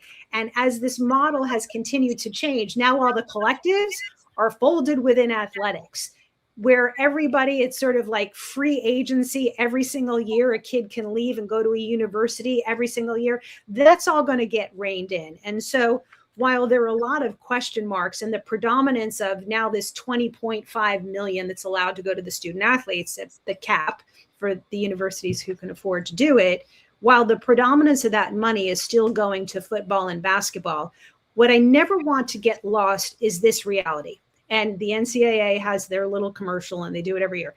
99% of these kids will never play pro. It really is, when you come down to brass tacks, the student athlete opportunity that universities provide. And I don't think that will ever be lost, whether that is because of Title IX or just the way things will balance out. It's easy to sort of put on the worry wart hat, but I think at the end of the day, it's all gonna even out. I know you were an academic All-American at Maryland as a gymnast. Yeah. That always has meant a lot to me. I have an annual team I've done for nearly 30 years where I honor seniors, high school student athletes. They have to be seniors, and they have to have an A 4 years, and we honor them every year. Sometimes that's overlooked, isn't it? That it's the athlete, but not the word and the hyphen or the term student athlete. Yeah, well, there's been this movement to get rid of the term student athlete because at the end of the day, while there is that experience that the kids get, college sports is very much a business. And there have been lots of people who just want to move away from student athlete, but it comes back to what I just said. And I am proof positive of that, as are 99% of the kids who go through the university systems. You go to get an education. If you're fortunate enough, you get a full ride and you have your education paid for. And you have this incredible experience as an athlete where you are part of a community, you make friends for life, you get to travel the country. In certain cases, you get to travel the world. You have your health care taken care of. You have all of the best state-of-the-art facilities at many of these schools at your fingertips.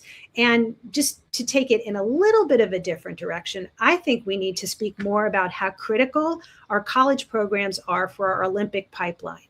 One of the women that we have profiled, and we've got I have to say, we have a good little Texas flavor in the Champions Edge. Yep. One of the women we're profiling, and I think her episode will be airing in June, is a doctor by the name of Seun Adigun. She is first generation Nigerian American.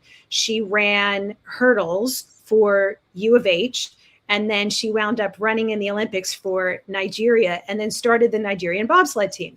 And so we're talking about the whole experience as an athlete.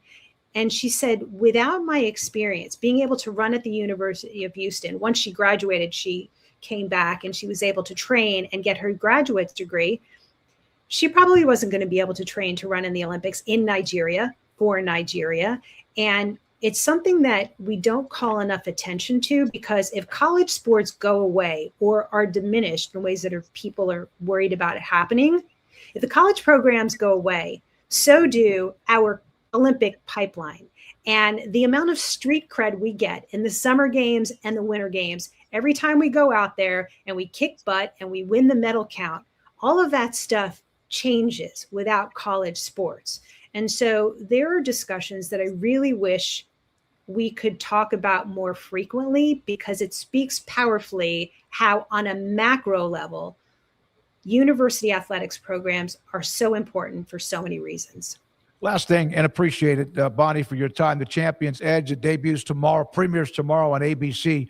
These are interviews and segments on women who played sports, athletes who then did something differently with their career. Yeah. You're still in the broadcast and journalism business, but you now own your own like media company. I'm an entrepreneur. Yes, I am. Dang it. Absolutely. And doing a hell of a job with it. Did you ever think you would run one when you started in this business? Was that even like on your radar? No. And interestingly enough, it's just a completely different thing. And, you know, one of the things that we learn in sports is if you're fortunate enough to ever win a championship, you have to go back down to the bottom and start all over, which was critically important for starting a production company, because you do have to start at the bottom. And are you familiar with the actor Susan Lucci? Yeah, absolutely. Okay. So you kind of get, especially when you've been a sideline reporter, a host, or, you know, in our industry for a long time, you kind of get pigeonholed. And when I first started thinking about starting my own company, it was because there were certain types of stories I wanted to be able to tell that I wasn't getting traction on at the network level. Some of those stories were about women's sports, because I was like pre-Caitlin Clark, having the discussions we have now. But I realized two things. Number one, I was lacking some serious skill sets. I had, I call it P&L-ophobia. Like doing budgets and P&Ls, like there's a reason I talk for a living. I can't do single digit addition. And so, that's kind of problematic when you want to start your own company. So I had to get comfortable with the aspects of running a business where I just had no experience. And then the other thing is I needed to be able to go out into the marketplace and convince people who were supporting my projects, networks who were going to provide production dollars for the projects that I wanted to do, that I could be something other than a reporter. And when I tell you, I never in a million years imagined how difficult it would be to break the way I was stereotyped as air quote on-air talent, because I know myself well enough that, again, it's sort of enacting that inner athlete. When I want to do something, when I put my mind to it, I'm going to do everything possible to tee myself up for success. And when you think about it in a bubble, you kind of forget that success when you're an entrepreneur is so heavily predicated on other people supporting you. So it took a long time to break down those barriers and get to the point where now, very thankfully and gratefully, people see me as a media executive, somebody who comes to the idea with creative ideas, somebody who knows how to put together a budget and a PowerPoint presentation and put together an opportunity for a sponsor where there's going to be strong return on investment. All these conversations that, I could have never had 10 years ago when I really started going on this journey. And so I'm so appreciative of the growth, but I'm equally appreciative of the fact that people are giving me a chance to do something that I never expected to do myself. Well, you earned it. Congratulations and good luck. Proud of what you're doing, Bonnie, and good luck with the debut tomorrow and throughout the series. We appreciate your time today. Have a great weekend. I appreciate it. Have a great weekend. Bonnie Bernstein, again, Emmy Award-winning broadcaster and journalist. The series will debut tomorrow on ABC called The Champion's Edge, and we appreciate her time, Bonnie Bernstein, on 365 Sports. When we come back, we've had this in our holster when it comes to a topic or a segment. Power 4 schools and their records against ranked teams since the college football playoff era began. Who is at the top? You probably could pick 4 or 5, and then maybe some surprises along the way. Craig rejoins us. This is 365 Sports and the SMOAK Show. I I ran 2 miles today. That's it. I'm not going any further than that. Remember, there were 4.5, 5 years I couldn't run. I couldn't jog. It hurt me to walk sometimes. And then back in September, I was introduced and had a free consultation with the really good people at QC Kinetics on 75 in Central Expressway in Dallas. I remember telling them the story about how many times I've had injections to maybe give me some relief, whether it's in my back or my hip, or for a lot of people in their joints, elbows, shoulders, ankles, knees. And it's been remarkable. I had to say, okay, is this going to work? I did not want to ever have to go to any kind of procedure or surgery. I wasn't going to. So a friend of mine told me about QC Kinetics, and we'll have the numbers. There they are on the screen. We'll get to those in just 1 second. So about 2 months ago, I said, hell, I'm going to see if I could run. And I started jogging, and I did not have that immediate hook or that tugging feeling. And I ran a mile Monday, Wednesday, and Friday for the last several weeks. And today, on a Friday morning, I got up, went on the dam, and I ran 2. Not at a great pace, but it was good. I finished it, and I did not have that feeling that I had so many years because of pain that was in my hip. It's because of QC Kinetics. They take my natural biologics and yours too, spin it, and put it back inside your body so your body is healing your body. And it's worked for me, and I want it to work for you. So here are numbers to call. 972-972-8610 in Dallas, 713-913-5285 in Houston. You'll see commercials with Roger Clemens and others, including mine, at QCkinetics.com. It's in the major leagues for 24 years. And let me tell you, I can feel it in my joints. Shoulders, elbows, and knees. Trust me, pain doesn't retire when you do. I tried everything to get rid of the pain. Nothing worked until QC Kinetics. Baseball legend Roger Clemens and other patients are getting lasting relief with QC Kinetics regenerative treatments. No surgery. I trust QC Kinetics. You should too. Let's commit to getting rid of all the pain. Schedule your free consultation today. QC Kinetics. Better starts here. With over 25 years of excellence in IT, Carrion Solutions is your trusted technology partner. From managed IT services to cutting-edge cybersecurity, our expert team delivers tailored solutions that drive success. Our portfolio includes products such as Veeam, Bitdefender, Microsoft, Cisco, and Fortinet. Call David Carrion and his team of experts. Call 888-522-2221 or visit us at carrionsolutions.com.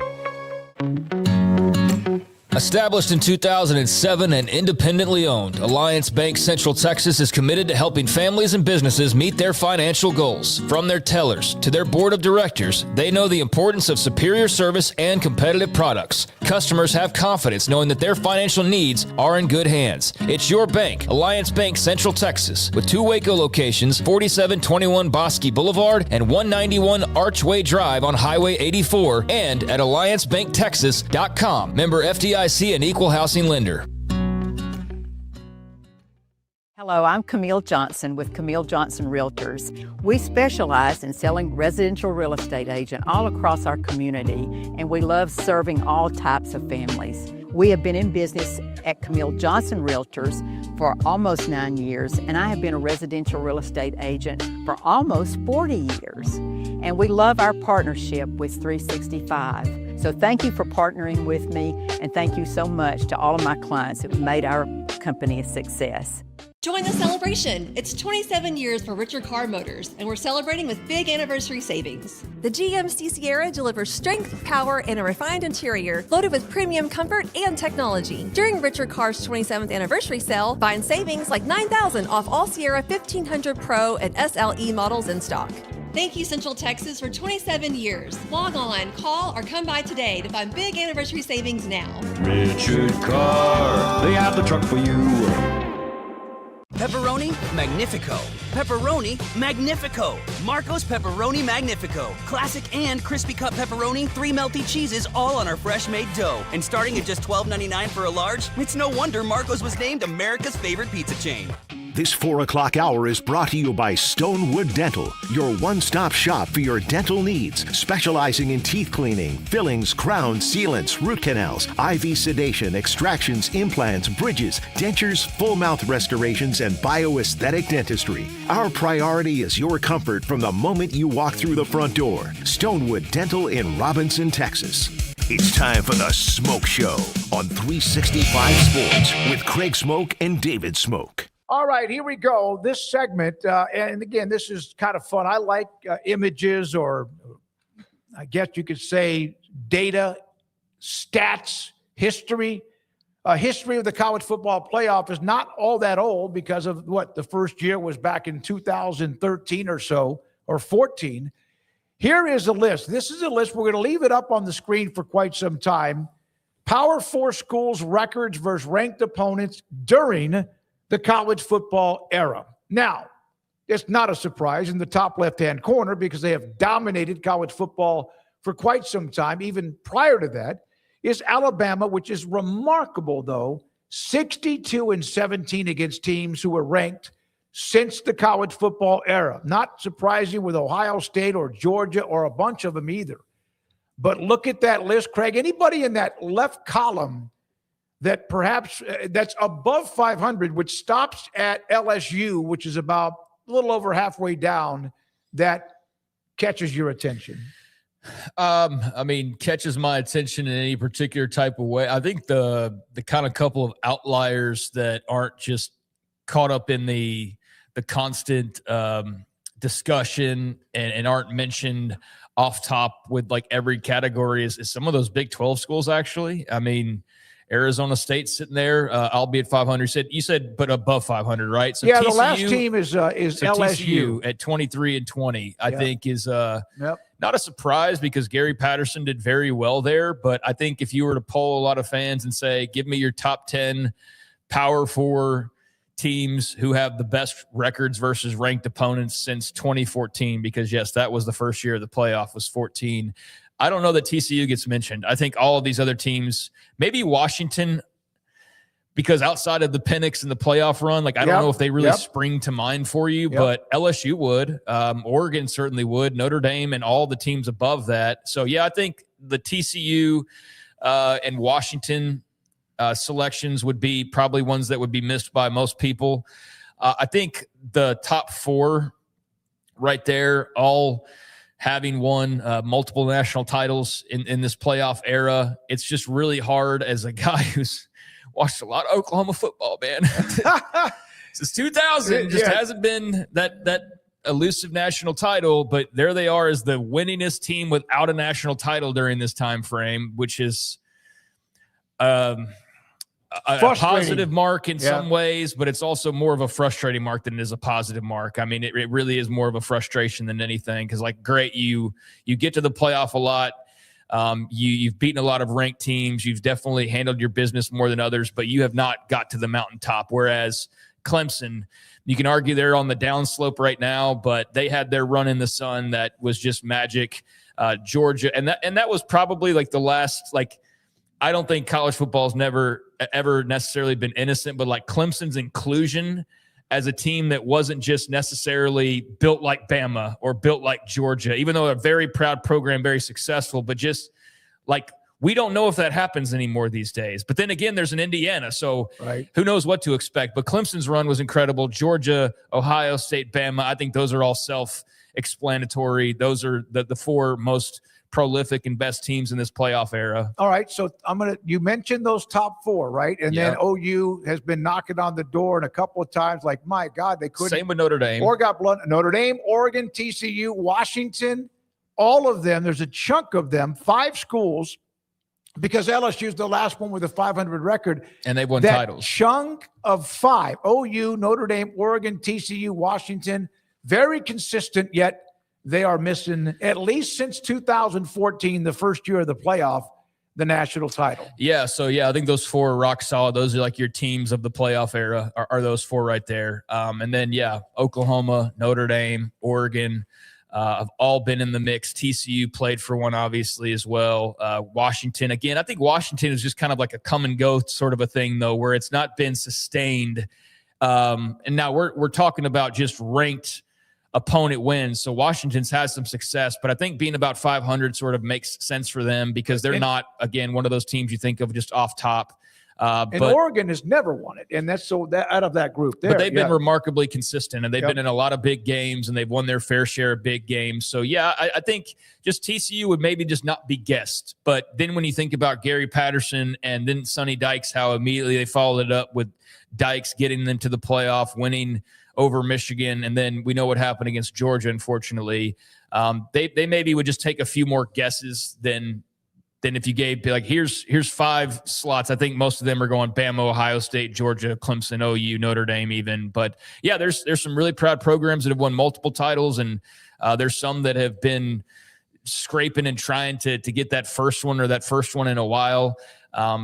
But yeah, I mean, Oklahoma State being there at 25 and 28, I don't really know what direction you want to go here, but and I know we're looking at it and mentioning the playoff over and over again, but I'm doing so because it is the CFP era. So since the CFP era really dawned, it does feel like the conversation always revolves back around to that. So even though this is a conversation about regular season or just overall ranked wins, it is the playoff era specifically. This is 2014 to current. Yep.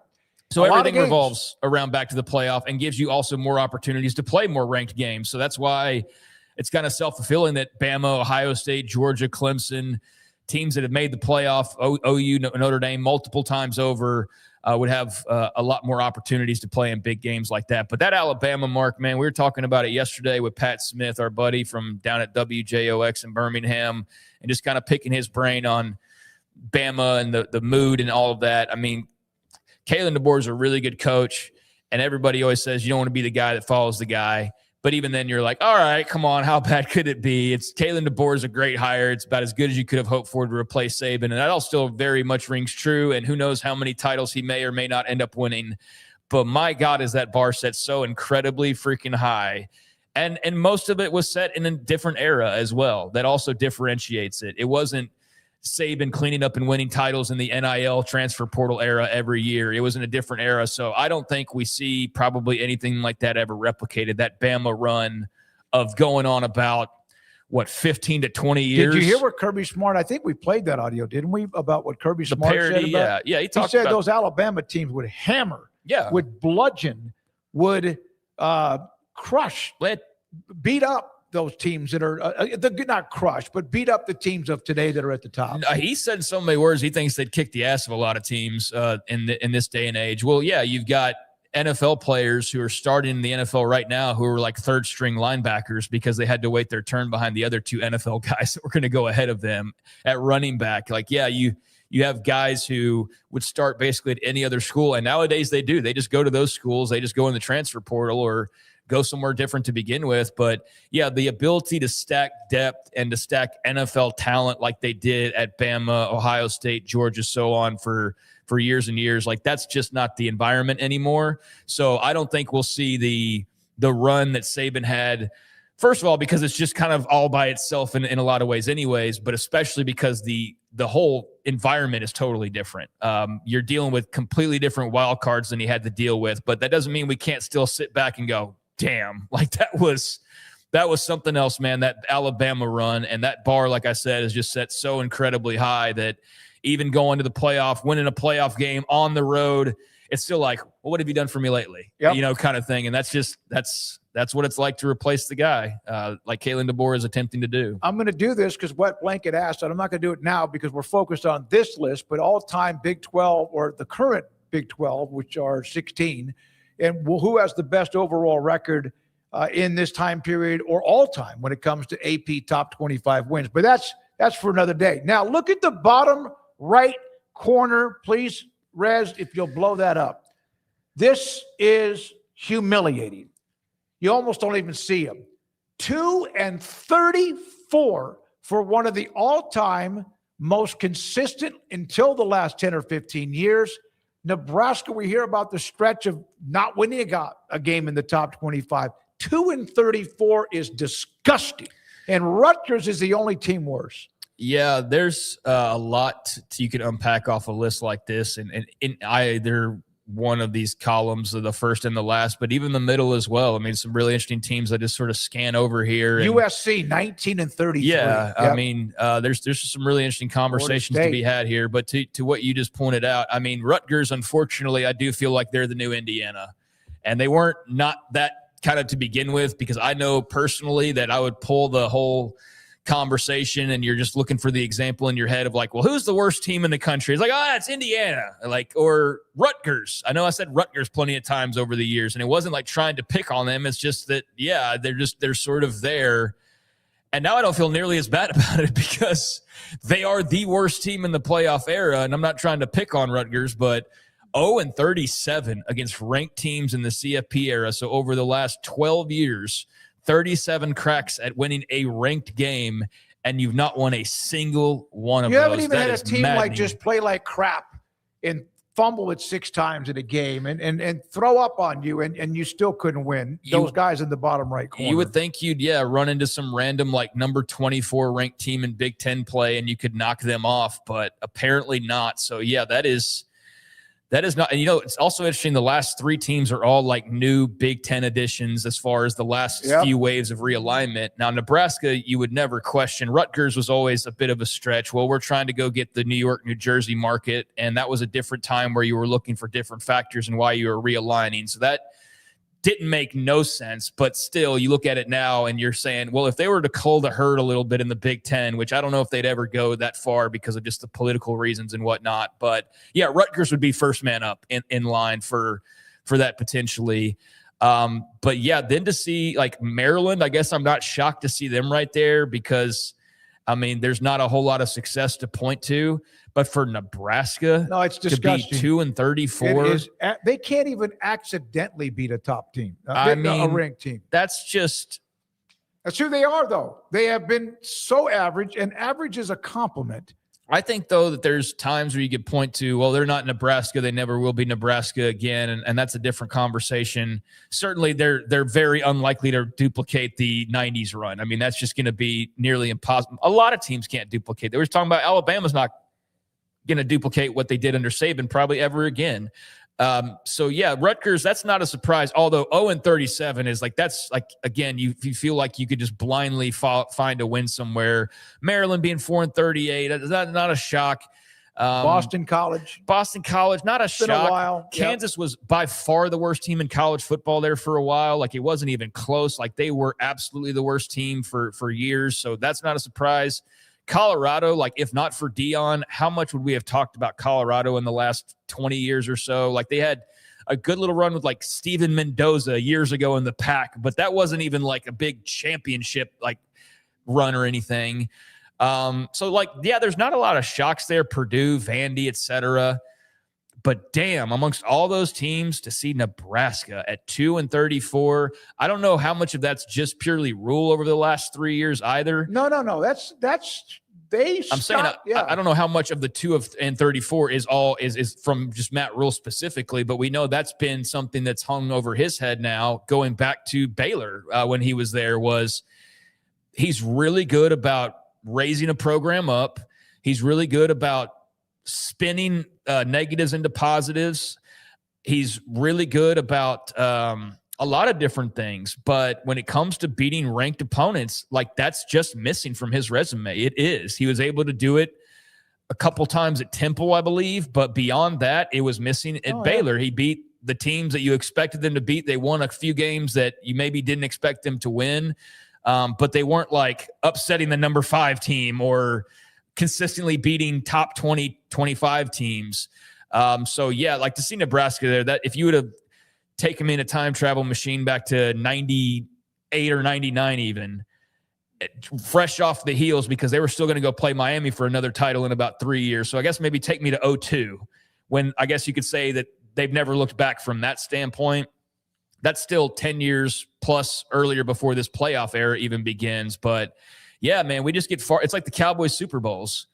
You all of a sudden realize, like, there's people in their 40s now who haven't, or approaching their 40s, who haven't seen the Cowboys win a Super Bowl. And you're having the same conversation about Nebraska now, with the exception being that their last natty was a couple of years after the Cowboys' last Super Bowl. But it's the same kind of thing.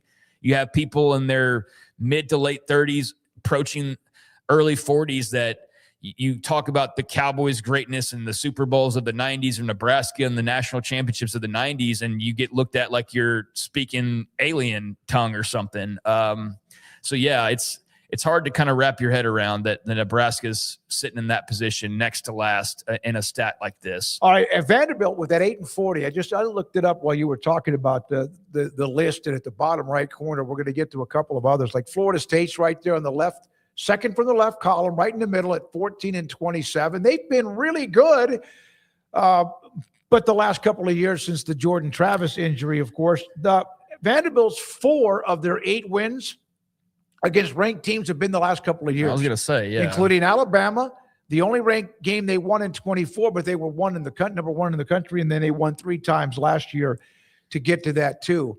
Let's see. So I was looking for Indiana 11-38, and how many did they pile up this year? Like 6? Well, here's a note, and keep it up if you don't mind, Rez, that note. 11-38.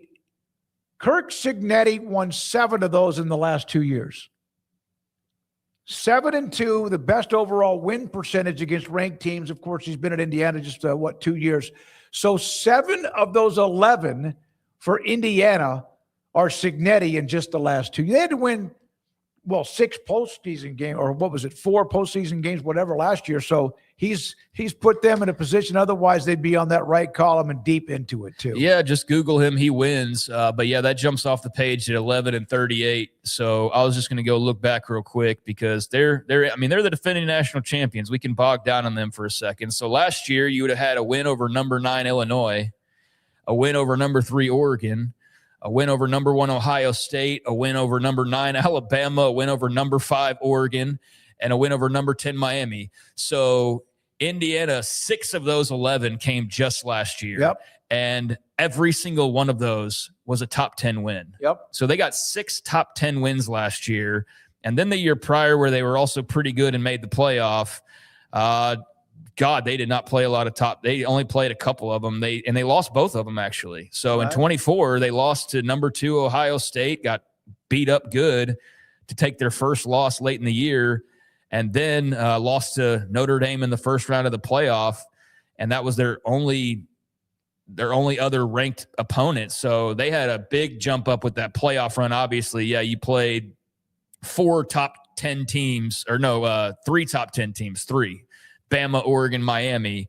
But then you had Ohio State right before that in the Big Ten title game. So, yeah, that last month of games, number 1, number 9, number 5, number 10, just redonkulous. And so, yeah, a lot of those, that's not all Cignetti, obviously, because he's only been around for a couple of years, but he more than doubled that win column just in the last year. That's because you could Google him. Now, again, this is since 2014, since the playoff era in 2014, the season. Now, somebody asked about how come so many teams have losing records. I was looking at that too. Well, yeah. I'll answer that.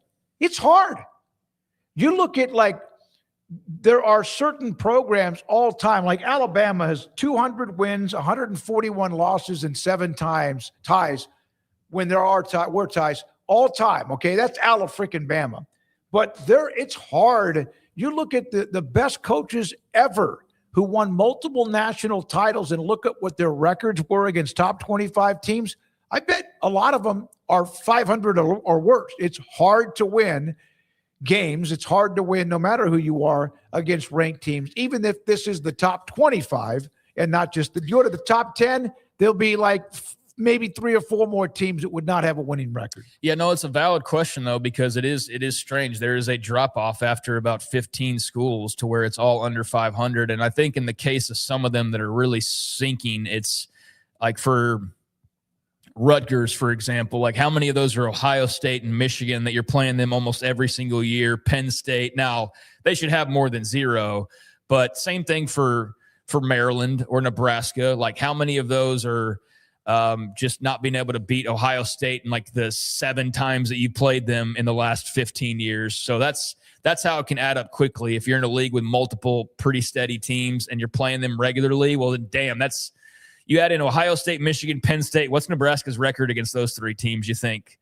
in the last 10 years? I do know Rex Burkhead had a phenomenal game one time in Lincoln when they came back to beat Ohio State. And the quarterback for Ohio State, was it Barrett? JT Barrett. JT Barrett got hurt in that game. But other than that, I can't think of one. Almost pulled off a win a couple of years ago, but almost is almost like their slogan. But no, beating Michigan maybe once, Penn State maybe once, Iowa maybe once. Iowa, yeah. 2 years ago. Hell, you throw Indiana in there now, and Illinois has been ranked. So that's where they are. I saw that. I went, oh my God. Well, they are 10-1 all time, or no, excuse me, they are 1-10 all time against Ohio State. So there you go. There's probably 6 of those losses right there. I bet that the one win was back. Maybe Pelini was perhaps still the head coach. That would have been playoff era, though. You're right. That would have been way before the playoff era. But yeah, it is to that person's to text right there. Yeah, it is interesting because I was looking at the same thing of damn, there's a lot of teams like Auburn 18-48. Yeah. My God. But then Tennessee 18-38. But how many of those are Alabama and Georgia and Auburn when Auburn was winning the national titles, or Florida winning national titles? But Auburn's been good. Penn State 18-31. I mentioned USC. Look at the University of Houston in the second column. They haven't played as many games, 11-18. They've had teams, remember, with Bryles, and then who's the Tom Herman, Kevin Sumlin. Houston's been a very steady program. Yeah, Houston's been very steady. Willie Fritz was a great hire, and if they win the Big 12 this year, I would not be shocked by that. I would be mildly surprised. I would not be shocked by that. Shout out to West Virginia. Very, very proud program. But, yeah, they're in that last column. I'm just kind of taking note of some of the schools I see. Tech. Look at Tech. Take away last year's great run. There's a couple of those 9 wins. About 5 up from the third column at 8-20. No, that's not. That's the fourth column. Sorry. Yeah, fourth column. If I say fourth column, it's not good. At 9-36. And, again, relative to what they've done, they've always had teams but this is since 13. They've kind of always, Patrick Mahomes' teams couldn't win, for God's sakes. And now they finally have a couple of years where they've been able to win a couple of big games. Yeah, well, there's just there's clearly more opportunity in the top couple of leagues because there's just more ranked teams more often, I think particularly for the SEC. But that's just an observation. I just think you see how many games are there total wise versus some of the others, like UCF's played in 20 of these games, whereas right next to them, LSU's played in 59 of these games. Now, LSU's had multiple playoff appearances. They've won national titles, so they played extra games as well, but they also are playing more often than not ranked teams. But yeah, it's interesting to look at. There is very little down you go the list before it trails off into the negative territory, starting right there with Oklahoma State, but right there with Texas, Arizona State, it's respectable. Right there with Michigan and Miami. Ole Miss has obviously had a good run. So this is interesting to look at. You could boil it down. Look at, of course, BYU and Utah. I just noticed that are right next to each other. Of course they are. Well, they're spitting images of each other. They will fight you if you say that, but they are. And at times, again, their success when Whittingham had a good run, even Urban Meyer at Utah, but that was prior to the college football playoffs. So that time, and they didn't play many ranked teams, Utah in 1 or 2 maybe, and then of course Alabama in a bowl game. Yeah, so that I think just the extremes of this, Rutgers being 0-37 that's crazy. Nebraska being right there is just crazy, and then the top of the list, nothing crazy. If you were to pick the most prolific playoff programs, those are the 4 right there. Those are the ones with multiple natties, multiple appearances. Whereas OU, Oregon, Notre Dame, been there, can't conquer the mountaintop just yet. Although you feel like Notre Dame and Oregon are pounding on that door, and Oklahoma, I don't think they're going to go anywhere. So we'll see if one of them eventually breaks through. But yeah, that's basically the 14 playoff I felt like we watched for about 10 years straight. Was Alabama, Ohio State, Georgia, and Clemson. When you look at UT, about 5 or 6 up from the bottom on the first row, 30-34. They've won some top 25 games when they weren't all that good. They just had that ability. I think that's about right for them. But that's about right, considering that they went through the funk around the time there was the college football playoff. And eventually from Mac Brown was gone, then Charlie Strong, then Tom Herman, and then now Sark's turned that corner. Yeah, I mean, I think that's about right. Like, that's not a crazy stat because it's about 500, and you look at them over the playoff era, these last, what would that be, 10, 11 years now at this point, 12 years. Yeah, I mean, they had their fair share of big wins. Also, trading blows back and forth with Oklahoma there at the tail end of the Big 12, trading blows with TCU, Baylor there for a while. Right. So, yeah, Oklahoma State, like they had some 500-esque seasons and were kind of middle of the road there for a stretch, which led to a lot of those changes that you mentioned. And then just kind of peaks and valleys. So never like rock bottom, like a lot of these other schools have at least felt to some degree. They've always been like at worst about maybe slightly under 500. So that seems like it's about right to balance out the high seasons with the average seasons. Yeah, about 500. Kyle Visser, sometimes when you guys make comments and then you're like, oh, damn, this is in the college football era about who teams and who they play. Bracket Cat, my only question would be ranked when? At the time of the game or at the end of the season when it actually means more or something, ranked by whom, AP or college? This is the college football playoff era, top 25 standings. Now, I would say that it has to be. I understand the difference between if you're ranked 7th the third week of the year and then your quarterback gets hurt, you end up unranked. So that's still a quality win at the time. But that gets you're tight like a needle in a haystack on that. Yeah, I mean, this is just for fun discussion more than anything else, than any type of a critical breakdown. But I would say that having not made this graphic, you'd have to ask them. But I would think that just given the number of games, this is probably ranked at the time. Because I have a hard time believing. No, it is. Yeah, I would have to be because there's too many games here for it to be like they were all ranked at the end of the year still. Yeah, I don't think mathematically that would make sense. Here's the thing: it's hard enough to do it in the first place, and then they have to go back and look at where they ended up the season. It would be a nearly impossible thing. Be fair though, like to that point, that is where like the preseason polls and those set up and like how many of these, so like to Bracket Cat or Wet Blanket or whoever's point, and Roger, they could have been overmodulated because how many of these were week 1? Yep. And a team turned out to actually kind of suck and they were ranked like number 9 to start the year. Here's Bracket Cat. So the SEC fattened up on preseason top 25 teams that finished eventually 7-5 unranked. Yawn. There's some of that, I'm sure, in here. Yeah, there's some of that baked in. And that therefore more of the opportunities to play more of those types of games because there probably were some games early on that were a little overmodulated. But yeah, I mean, that would take another graphic to really get into the weeds on. But in general, like if that's all very much a different and valid conversation. But I think in general, like there's nothing surprising about the top or the bottom. Where's K-State? Tell me. In the I see purple everywhere, but I can't find them. They may not be on here because I don't see them. No, they're right under Northwestern. They're 10-31 in column 3. I see it. Yeah, that's because it's mainly a white logo, not what I was looking for. Some purple. It's the old white power cat on the purple background, so kind of blended in there with Northwestern. But yeah, there they are, right above NC State in column 3, at 10-31. So I think that's probably about what you would expect. I don't know, maybe not. Maybe you thought it was a better record than that, but. Yeah, it's interesting to look at. Here's one final thing. Then we come back with Bob Harig. He writes for Sports Illustrated. He's writing the book. He's written the book, Tiger versus Jack, and we're going to have him on today at 5.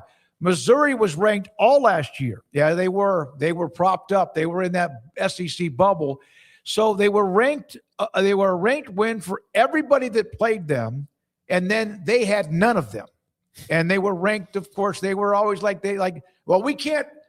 No, there's a bobblehead. We can't let it go underwater. They're Missouri, and they're in the middle of the SEC, and that's just an example. There's other conferences have that too, but a good point. A lot of you made great points, and appreciate you playing along. Yeah, I don't know how often I'm trying to think about Missouri last year. They started off really strong, but then they got to the middle part of that season. They started eating some L's, but I understand the point that you're making. And so, yeah, there's a little bit of that's skewed. It's like why you read the fine print, right? Is there could always be like, well, what about? And so, yeah, in the case of the preseason rankings and how those sort of set the stage and the amount of times we've seen that those are absolutely off course. I mean, there were some of those Texas teams that probably were ranked, and I don't want to speak too out of turn and just be wrong on this, but I feel like there was probably a couple of those years where they were more 500, where they might have started off top 25, and then you realize they're not top 25. No, they're like many times it's like you're filling out the last part of your AP poll, which I never did. I'm not sure I could have trusted myself without getting emotional about it. And all of a sudden you get down, oh shit, we got to put Texas at 25. Yeah, and I don't mean to like single them out specifically, but yeah, like I think that's valid to acknowledge that a team like that has been given the preseason benefit of the doubt to at least have a spot versus somebody else like Boston College being given the benefit of the doubt. And so then that led to somebody in week 1, 2, 3, or 4 getting a top 25 win that was it really. Yeah, technically. All right. Yeah. One note on Missouri, then we come back with Bob Harig. 4 of their losses last year were number 8, 10, 3, and 8. Alabama, Vanderbilt, A&M, and Oklahoma. So 4 of their losses that they had last year were it's a good football team, but you got to win them. When we come back, the book, and this is always, it still is, and then you have the debate in the NBA about who was this or that. In golf, Tiger Woods, who hasn't done much at all except get himself hurt or in trouble, but the run that he had, and Jack Nicklaus with the amazing 18 majors and twice as many runner-up finishes in majors. Bob Harig talks about writing that book. My goodness, the debates will go forever. And this is 365 Sports. Petty Clinic, lowt.com. Dr. Kent Petty can help you become the high-performance man that you want to be, need to be, and used to be. What used to be means is as you get older, 1 out of every 3 to 4 men have symptomatic issues of low testosterone. It's called father time. It wins every battle. In this case, your T levels can drop, but Dr. Petty can help increase that. How do you know if that's the case? Because you're not sleeping as well. You're not as focused. You're not as energetic. You're not as good when it comes to your sex drive and performance. Dr. Petty will set up an appointment, but you got to contact him at pettycliniclowt.com.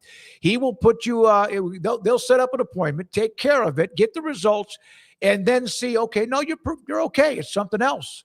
Dr. Petty can help increase your T level by contacting him, getting your blood results, and then if they are too low, he can help you out. So you can become the high-performance man that you want to be, need to be, and used to be, and be at pettycliniclowt.com. Petty Clinic Men's Healthcare in Woodway is now proud to offer you men an exceptional weight management body sculpting product called semaglutide, also known as Ozempic or Wegovy. Semaglutide is an FDA-approved weight management medication. Once-a-week injections of this powerful medication offers an average body fat weight loss of 20% within the first year of treatment. In addition to body sculpting, semaglutide also normalizes blood sugars and has the clinical research proof of reducing blood pressure, cholesterol, stroke, and heart attack risk. If you're like most men and you have stubborn fat that will just not respond to typical diets and exercise, then help is finally here. Semaglutide. Affordable, highly effective. Google search Petty Clinic Waco and reach out to the Petty Clinic team today for a free consultation with Dr. Petty to see if semaglutide is right for you. Go to pettycliniclowt.com.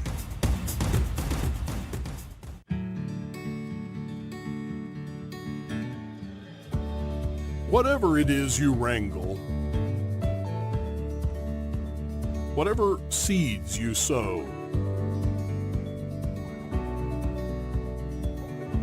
no matter what you nurture or what you choose to grow, at Texas Farm Bureau Insurance, we're proud to protect all Texans. When you play hard, sometimes you fall hard. Sports injuries require special treatment. At Southwest Sports Medicine and Orthopedics, our team of expert doctors provides athletes and active adults with comprehensive sports medicine care, diagnostics. Whether you're in high school, college, or beyond, we'll help you get back on the field. Call on the team physicians for Baylor Athletics. Call Southwest Sports Medicine and Orthopedics.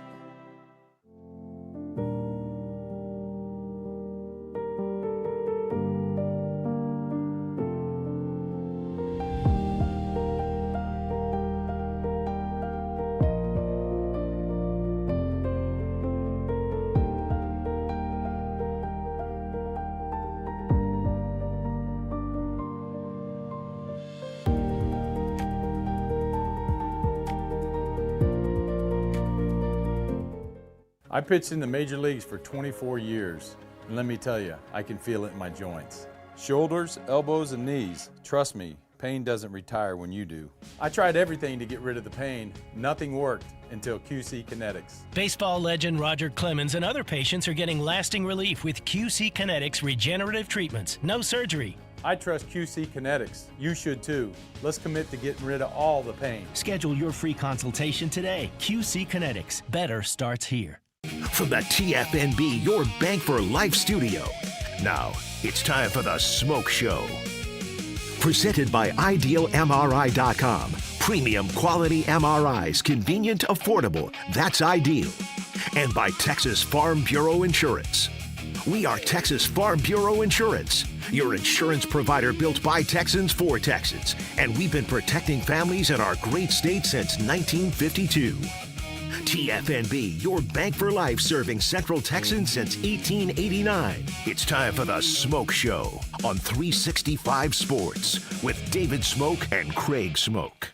All right, thank you very much. Appreciate all of you who have been a part of our show since we started at 3 o'clock with our guests. And now our next one, a great golf writer, Bob Harig, Sports Illustrated, has written the book Tiger versus Jack, golf's great debate. Bob, thank you very much. I think you've been traveling most of the day, so we do appreciate your time to join us today on 365 Sports. So how long in the making? This is obviously an incredible topic, debate, whatever. How long in the making was writing this book?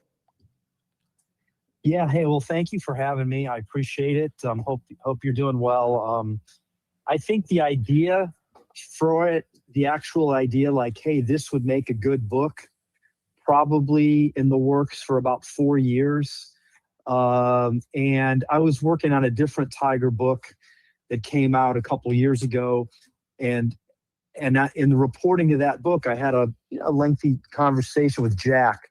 And I think that's when the light went off. Like, hey, you know what? We're getting to the time where I think it's probably a good opportunity to compare and contrast their careers, because you knew that Tiger was getting towards the end at that time. And it was, I looked ahead, 40th anniversary of Jack's last win at the Masters, which is this year, the 86 Masters. Tiger has just turned 50. Just seemed like a good time to come out with that topic. And so I pretty much spent the last 18 months to 2 years actually reporting and writing it.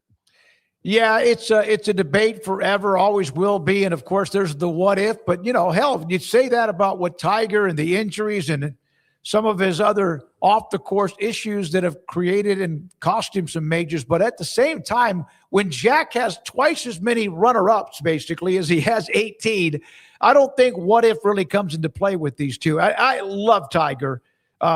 Just gave me some thrills along the way. But my favorite golf moment, and I was an Arnold Palmer guy, Bob, but my favorite moment is probably still Nicklaus winning the Masters in 1986 with Vern Lundquist saying, "Yes, sir," with the birdie putt to kind of put things in perspective. Yeah, no doubt. I mean, it was unbelievable. And, I think Jack's win at 86 at age 46 was even more unlikely than Tiger's win in 19 at 43. As much as Tiger came back from, he was not as much of an outlier that year as Jack was in 86. Jack's in 1986, being 46 at golf might as well have been 66. Yeah. Whereas today, I'm not so sure that we think that that's so old. Just earlier, I happened to catch, Adam Scott playing in Charlotte, Justin Rose. Justin Rose almost won the Masters this year, and he's 45. We don't think anything of it, but we did back then. And so that was an incredible victory. And I allow for in the book for you to make the argument for either guy. Like I think I could argue for either guy. If you said to me, argue for Jack Nicklaus, I'd give you all the accolades. And you pointed out 19 seconds in addition to the 18 majors, and his longevity. He just didn't miss majors. But I also can argue for Tiger, and I think that's what's great about it is I don't know that there's a right answer, And and no matter what you think after this book, it might change your mind, but it might just embolden you in whatever your own beliefs are on either side. How long did it take you to write it, if you don't mind me asking? Because sometimes, there's a lot of work into it, and then sometimes it just kind of flows naturally. Yeah, I mean, if I didn't have a full-time real job, it might not have taken so long. I actually, started about this time 2 years ago doing a lot of the research, reporting. I talked to a lot of people. I had some stats gurus get involved to help me. And probably finally around November of 2024, I said, I got to start writing. I've written 2 previous books, and my author friends have said, even if you're not done with the reporting, at some point you have to start writing. And you might not be done talking to people or looking stuff up, but you got to get some stuff done. And so, I started in November of 24, and I handed in the final manuscript probably in mid-July of last year. And then, so that's 8-9 months of writing, on and off, here and there, weekends, nights. Sometimes I'd take a full week and work on it if I wasn't working.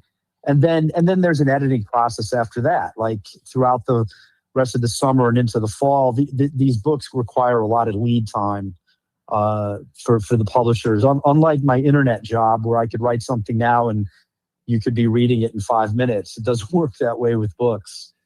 St. Martin's Press, is that correct? 300 plus pages. Yes. The release is 3 days or 4 days old. I can't wait to read it. I look forward to it as well. Was there out of all the wins and look, how did you, other than just talking about their specific majors and success, was there anything else that you kind of had a sidebar type on either one or both? Well, I think a big part of the book too was trying to explain why the majors are important. Like, why do they matter? How did they evolve? Going all the way back to Bobby Jones. He won a different set of 4 majors than the ones that Jack and Tiger were competing at. And how did that evolve into the modern Grand Slam, which is kind of sort of an invention of Arnold Palmer. Or certainly he helped popularize it in 1960 when he won the Masters in the U.S. Open, and he went to the British Open, and Bob Drum, the Pittsburgh writer, started talking about winning all 4, the Open and the PGA, as a modern Grand Slam. Nobody had really talked about it that way before. As early as 1950, Gene Sarazen, who was the first to win the career Grand Slam but didn't know that he had accomplished it at the time when he won the second Masters, he started referring to having won the 4 major tournaments. And I think there's a distinction. There was the word major as an adjective. They were major tournaments, as to what we talk about today, the majors. The Masters, PGA, US Open, and the Open are the majors. That sort of evolved over time. And so I get into that. I get into some of the other greats like Hogan and Hagen, and obviously Bobby Jones. And I picked out some of Tiger and Jack's greatest wins, their first and their last each. I have a part in there that stands out where I find this remarkable. In 1998, Jack was 58, and it was the year after Tiger won the Masters by 12. And Jack finished ahead of Tiger at the 1998 Masters. In fact, for a time on that Sunday, he was right there. He was a shot or 2 back. The place was going crazy. He just didn't quite get it done on the back 9, and he tied for 6th. And he finished ahead of Tiger, who was 22 years old. That's remarkable that could happen. But it did. I mean, Jack beat Tiger. Now, Jack, his attitude has always been, I didn't win. But I think deep down that, he's proud of that. He beat the guy who everybody was talking about was going to be challenging his records. And that was a pretty neat accomplishment. The Masters, of course, we just saw what happened with Rory going back-to-back, but also it's the only one of the majors that's played on the same course every year. And, of course, it is as pristine. I was fortunate to go there 5 or 6 years in a row and saw Mickelson win his first major. Tiger had a huge rain delay tournament where he won it, I think, in 2005. But the other ones, of course, switch around, different courses, different places. Is that why the same type people are usually lurking at Augusta National, because it's the same course and they just know it so well? I mean, I certainly think that helps. There's certain guys that are frustrated by Augusta and they never get over it. Yep. And learning to adapt. I mean, I think that's another thing that makes Tiger and Jack, above and beyond everybody else. They're the only guys to have won each of the 4 majors 3 times. Like, nobody else has even done it twice. And only 6 players have done it at all. Rory becoming the last one last year. It's sort of like, in a way, it's like winning the Grand Slam in tennis. They have different surfaces. Well, in golf, next week's PGA Championship at Aronimink is a lot different than the Masters. Mm-hmm. And it'll be a lot different than Shinnecock for the U.S. Open. And obviously the Open Championship is a completely different form of golf. And being able to master them all really, really gives a sense of a player's, versatility, I think. And that's epitomizes Tiger and Jack. By the way, the book on Amazon, Target, Barnes & Noble, hardcover, I was going to ask that, and paperback, those options are there. And I can't wait to read it and look forward to it. And Bob, can I ask you some other golf right now questions, if it's okay? Oh, absolutely. So yes, we know that with Koepka and Patrick Reed getting back on the tour with penalties and more, then Rahm has made his decision, I guess, to kind of work something out with the DP Tour and whatever the hell's going on with Liv or ever again. I don't know. Mm-hmm. But now the big story is Bryson DeChambeau. And he's kind of like, I don't know if he wants to get back on the PGA Tour or not. And then he has the off-course revenue, the monetization of what he does with YouTube, which is massive. Is that a conflict with the PGA Tour if that ever works out for the two of them again? It's complicated, but it is in some ways, because the tour is a lot stricter about that sort of thing in terms of protecting, their rights, their media rights.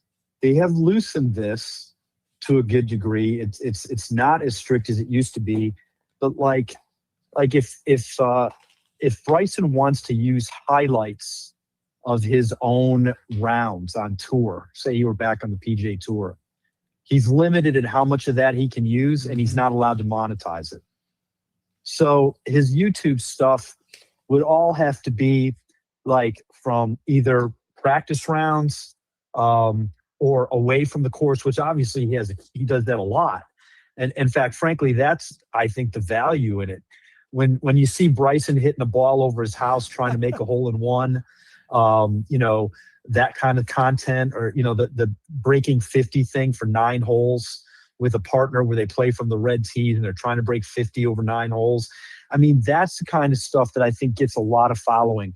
I'm not so sure that people have a need to have his highlights on his YouTube feed, and yet that's one of the things that annoys him.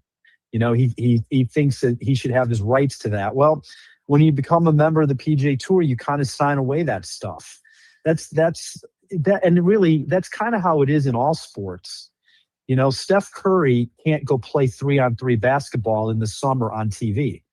The NBA and the Warriors own his rights. Otherwise, they wouldn't be able to sell TV packages, which is what pays them so much.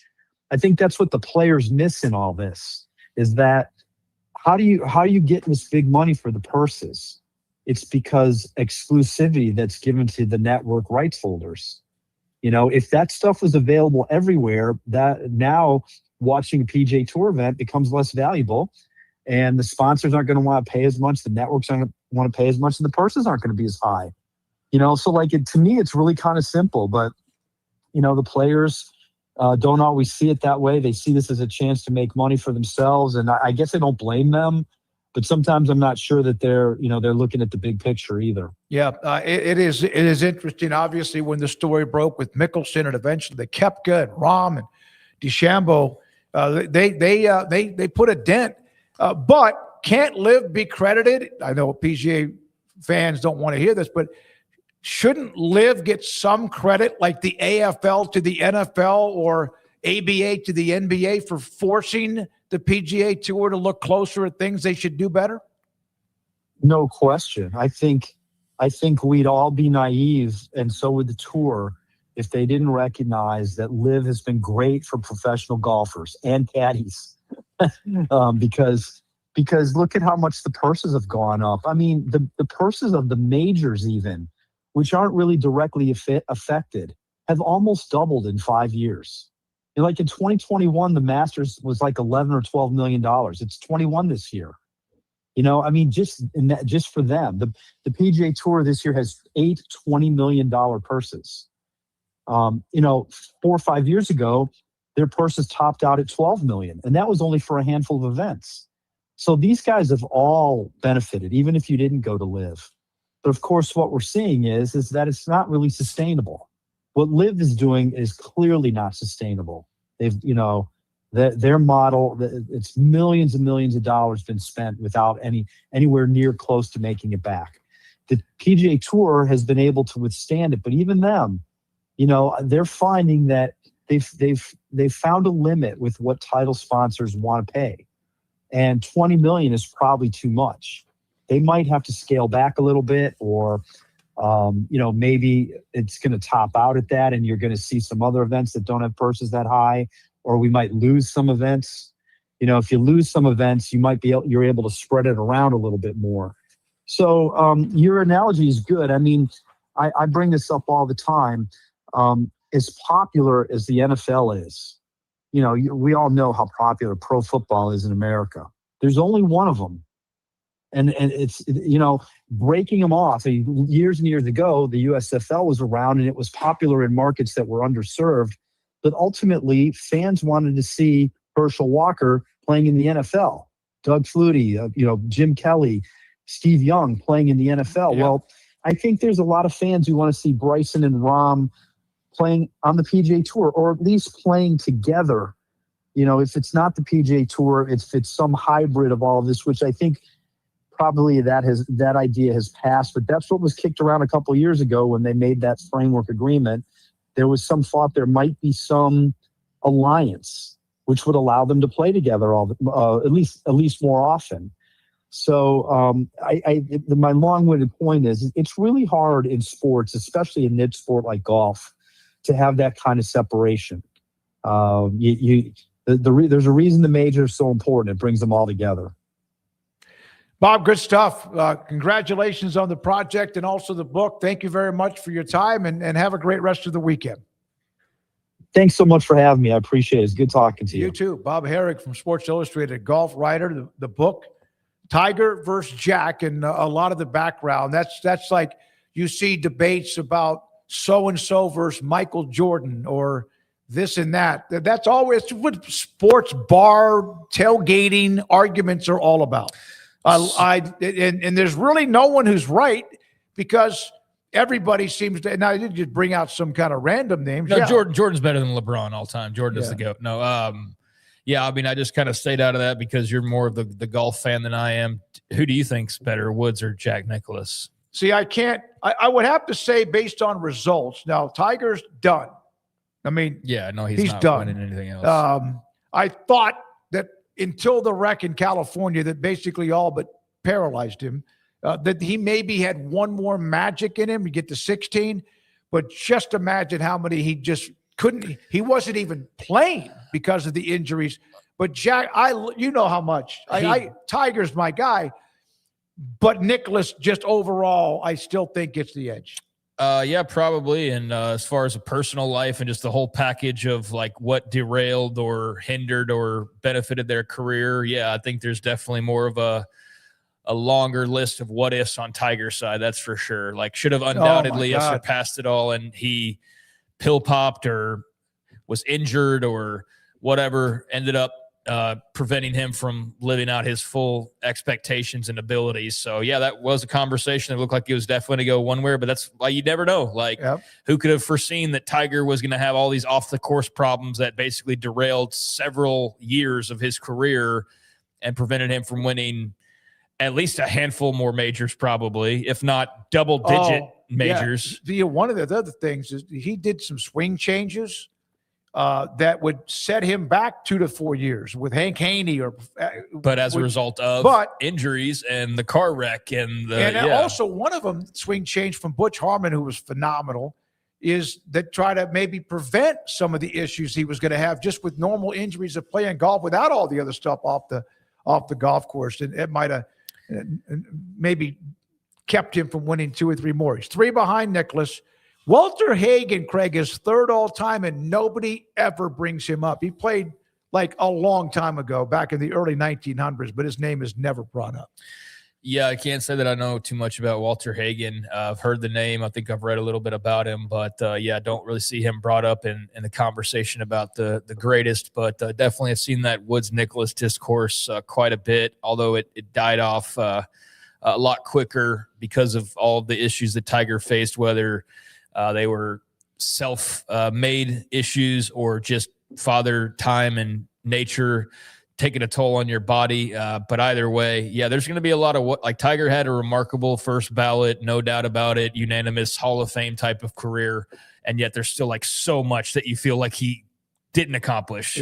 Like the what ifs is a very long list, but that was good stuff. Interesting even for somebody like me who's not super into golf, but certainly knows the historical perspective. So that's cool. All right, Rez, Logan, Garrett, and Andrew have been doing what they do behind the scenes to make it sound and look so good with what we have here on the screen, YouTube, Twitter, etc. Let's spin the wheel as we close out a Friday show.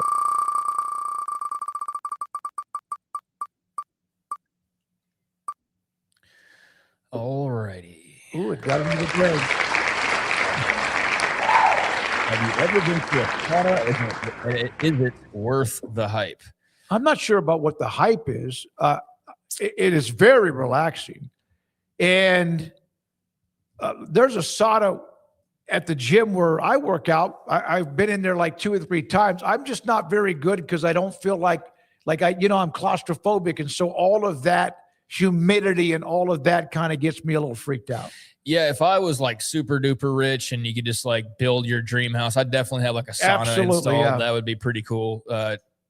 Treat to have at your disposal. So I've been in some before, and I enjoy the experience of just kind of sweating it out and kind of clearing your body out of the toxins and all of that. I haven't ever done it like regularly, but I've enjoyed that experience. Just kind of hard to come by unless you're a member of a gym or you make it a point to go out and get it, or you're just like that really rich scenario where you just have one in your house, which would be really damn cool. And I would use it probably too much. There's some guys that go in there and I might be finishing up a workout, shaving, whatever, go and take a shower, getting dressed.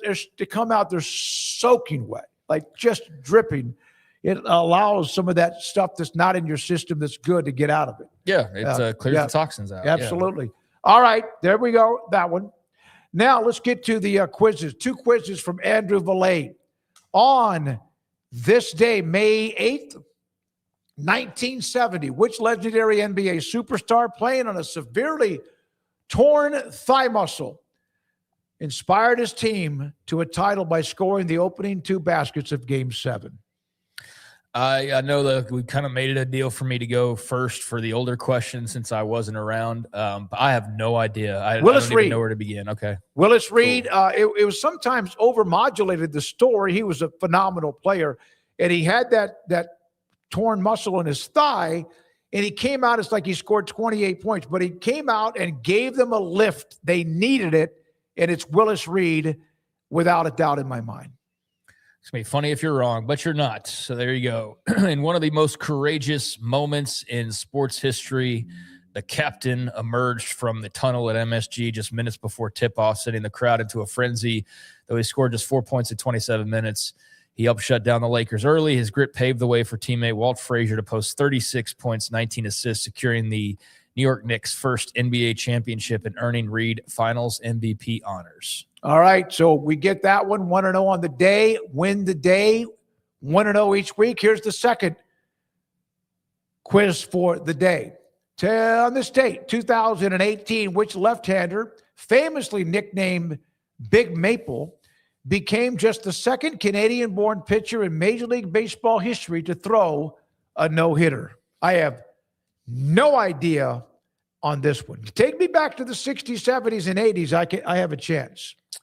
Yeah, I mean, the Blue Jays being there in Big Maple, but I do not know that John Axford is a Canadian-born pitcher.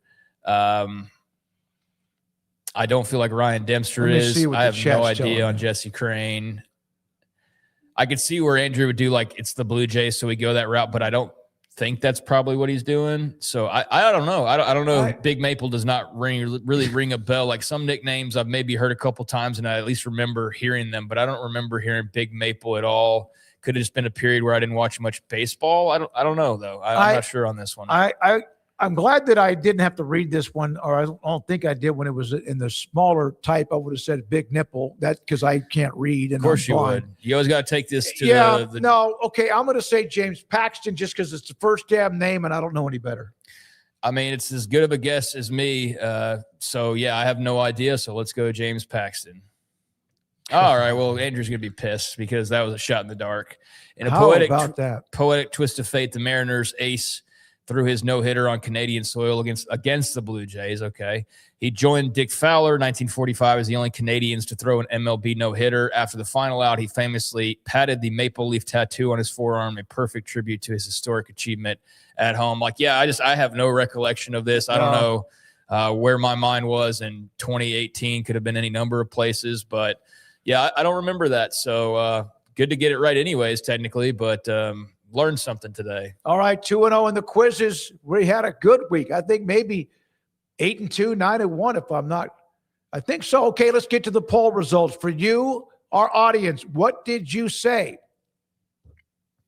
76 team March Madness, hit or miss, 82% says miss. It dilutes value. Hit, more teams equals fun, 18%. I'm definitely in the 82%. I don't feel like so strongly about it that I am going to boycott the expanded tournament. I just think that when they try to, like I was trying to explain earlier, when you have figureheads saying, oh, the fans always complain and they get over it, basically, it was the messaging. It just pisses me off. And just say what it is. It's not the fans complaining. It's that you want more money, and that's why you're doing what you're doing, not because you think it's going to be like game altering and make college basketball suddenly the second most popular sport. It's all for money. So as long as we're all acknowledging that, you just move on and understand why they're doing what they're doing. But I think it's a miss. I think the tournament was totally fine as is. I think the devil will be in the details, because what they're not saying right now is how those extra teams will be determined. And the big conversation is, okay, well, is that going to include mid-majors, or is this just going to be more Auburn, Oklahoma? No, we know what it's going to be. Penn State, whoever is on the fringe. And, yeah, I think we know who it's going to be, and so that will be a conversation once we have that confirmed that that's probably the way it's going to be, and that will, I think, just make people angrier, because then it's truly just a cash grab, which we already kind of knew. We know it's a cash grab, but even pisses me off even more as we close out the week with one more poll question in a second, but if they're going to stick the automatic qualifiers into those 24 teams, a chunk of them, a lot of them. And it's just another way that after this last year, which is like one of the first times in forever that no mid-major made the Sweet 16, that's going to be more difficult if they stick them into that instead of being a part of the 64 and having the Auburns and Oklahomas and et cetera, like last year, fight their way through winning another game or two to get to that point. Yeah, I'm totally against the AQs being set up that way. So, yeah, I'm with you on that. I think that's a real shame. And at that point, you're just rigging the tournament to just favor the biggest programs. That's exactly what they're doing. I think with the expanded college football playoff, we had the conversation where Brett Yormark, among others, who were talking about the AQs, and he, to the surprise of many, said, no, the Big 12 is going to go and earn its spots. And there's a lot of people like, well, dude, like you're getting like 4 guaranteed under this scenario, or you're getting 2 guaranteed under this scenario, and you can't guarantee anything. And you know what? Maybe it's not the smart business play for someone like him, where you can't even get BYU a sniff at the tournament, where ESPN leaves them off the graphic, even though they're contracted with your conference. But at the same time, I admire of like, yeah, let's go out and earn it. But it's got to be a fair system to truly earn it. And it feels like they're not putting forth maybe the most fair system. They're rigging it a little bit, which is, more of the pushback. And this percentage is probably around what you see, if not even lower than normal, when people are asked about the expansion. Now to the last one. Poll question from you, our great audience. I know this one for me and Craig. Happy National Have a Coke Day. What's your go-to Coke order? And, well, I don't have one. Yeah, I've got one right next to me. I mean, I love Diet Coke. That's like my crutch. Of all the crutches I've had over the years, that's like the one that's still remaining at this point that I will give up sooner rather than later. But I do enjoy a nice cold Diet Coke. I've never really liked Coke Zero Sugar, although I haven't tried it a ton of times. It kind of fell flat with me. Mexican Coke is what is that? Which kind of Mexican Coke? It's just a different formula. Okay. Unless this is a drug reference, like he's just snuck it in there. But I'm pretty sure, like I've talked about and heard about Mexican Coke. I think it's like a difference with the formula. But I've had that before. It was good, just different.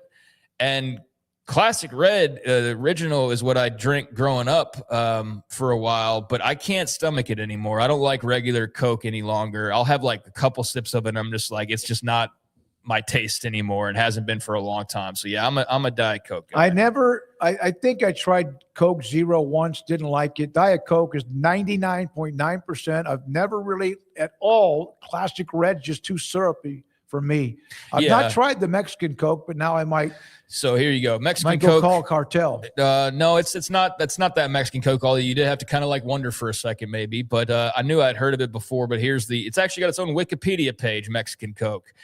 So Mexicoke, as it's informally called, refers to Coca-Cola produced in and imported from Mexico. Formula exported to the U.S. is sweetened with white sugar instead of high fructose corn syrup, which is used in the American formula since the early 80s. So yeah, that's the big difference, is the white sugar rather than high fructose corn syrup. So that's the Mexican Coke version. All right, 41% Classic, 74 Mexican Coke winning, that's a bit of a surprise. I might have to dabble with that. Yeah, I mean, I've got a craving for it suddenly. I can't believe Diet Coke is like attached like Nebraska against top 25 teams low. All right. Thank you, Andrew and Garrett and Logan and, of course, Rez. For Craig Smoak, I'm David Smoak, back Monday at 3 o'clock. Got a good list of guests coming down the pipeline. We'll get to that, of course, on Monday at 3. Have a great weekend. This is The Smoak Show on 365 Sports.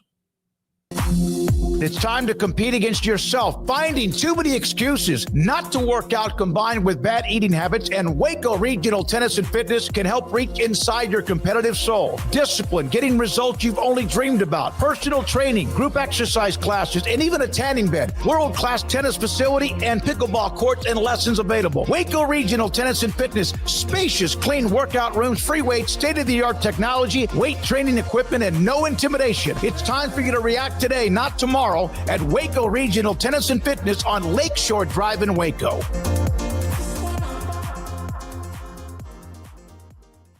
I have a lot of friends reach out to me about buying vehicles for their fleet and their business, and I always recommend Allen Samuels. You see a lot of businesses running different brands, but I really think Rams are the best looking ones out there. They're going to take care of you. They're going to make sure that you get what you need, and they're always going to take care of you on the service side and the sales side. Like Allen Samuels always said, Waco has a lot to offer, and so do we at Allen Samuels Dodge, Chrysler, Jeep, Ram, Fiat. Come by, let's be friends.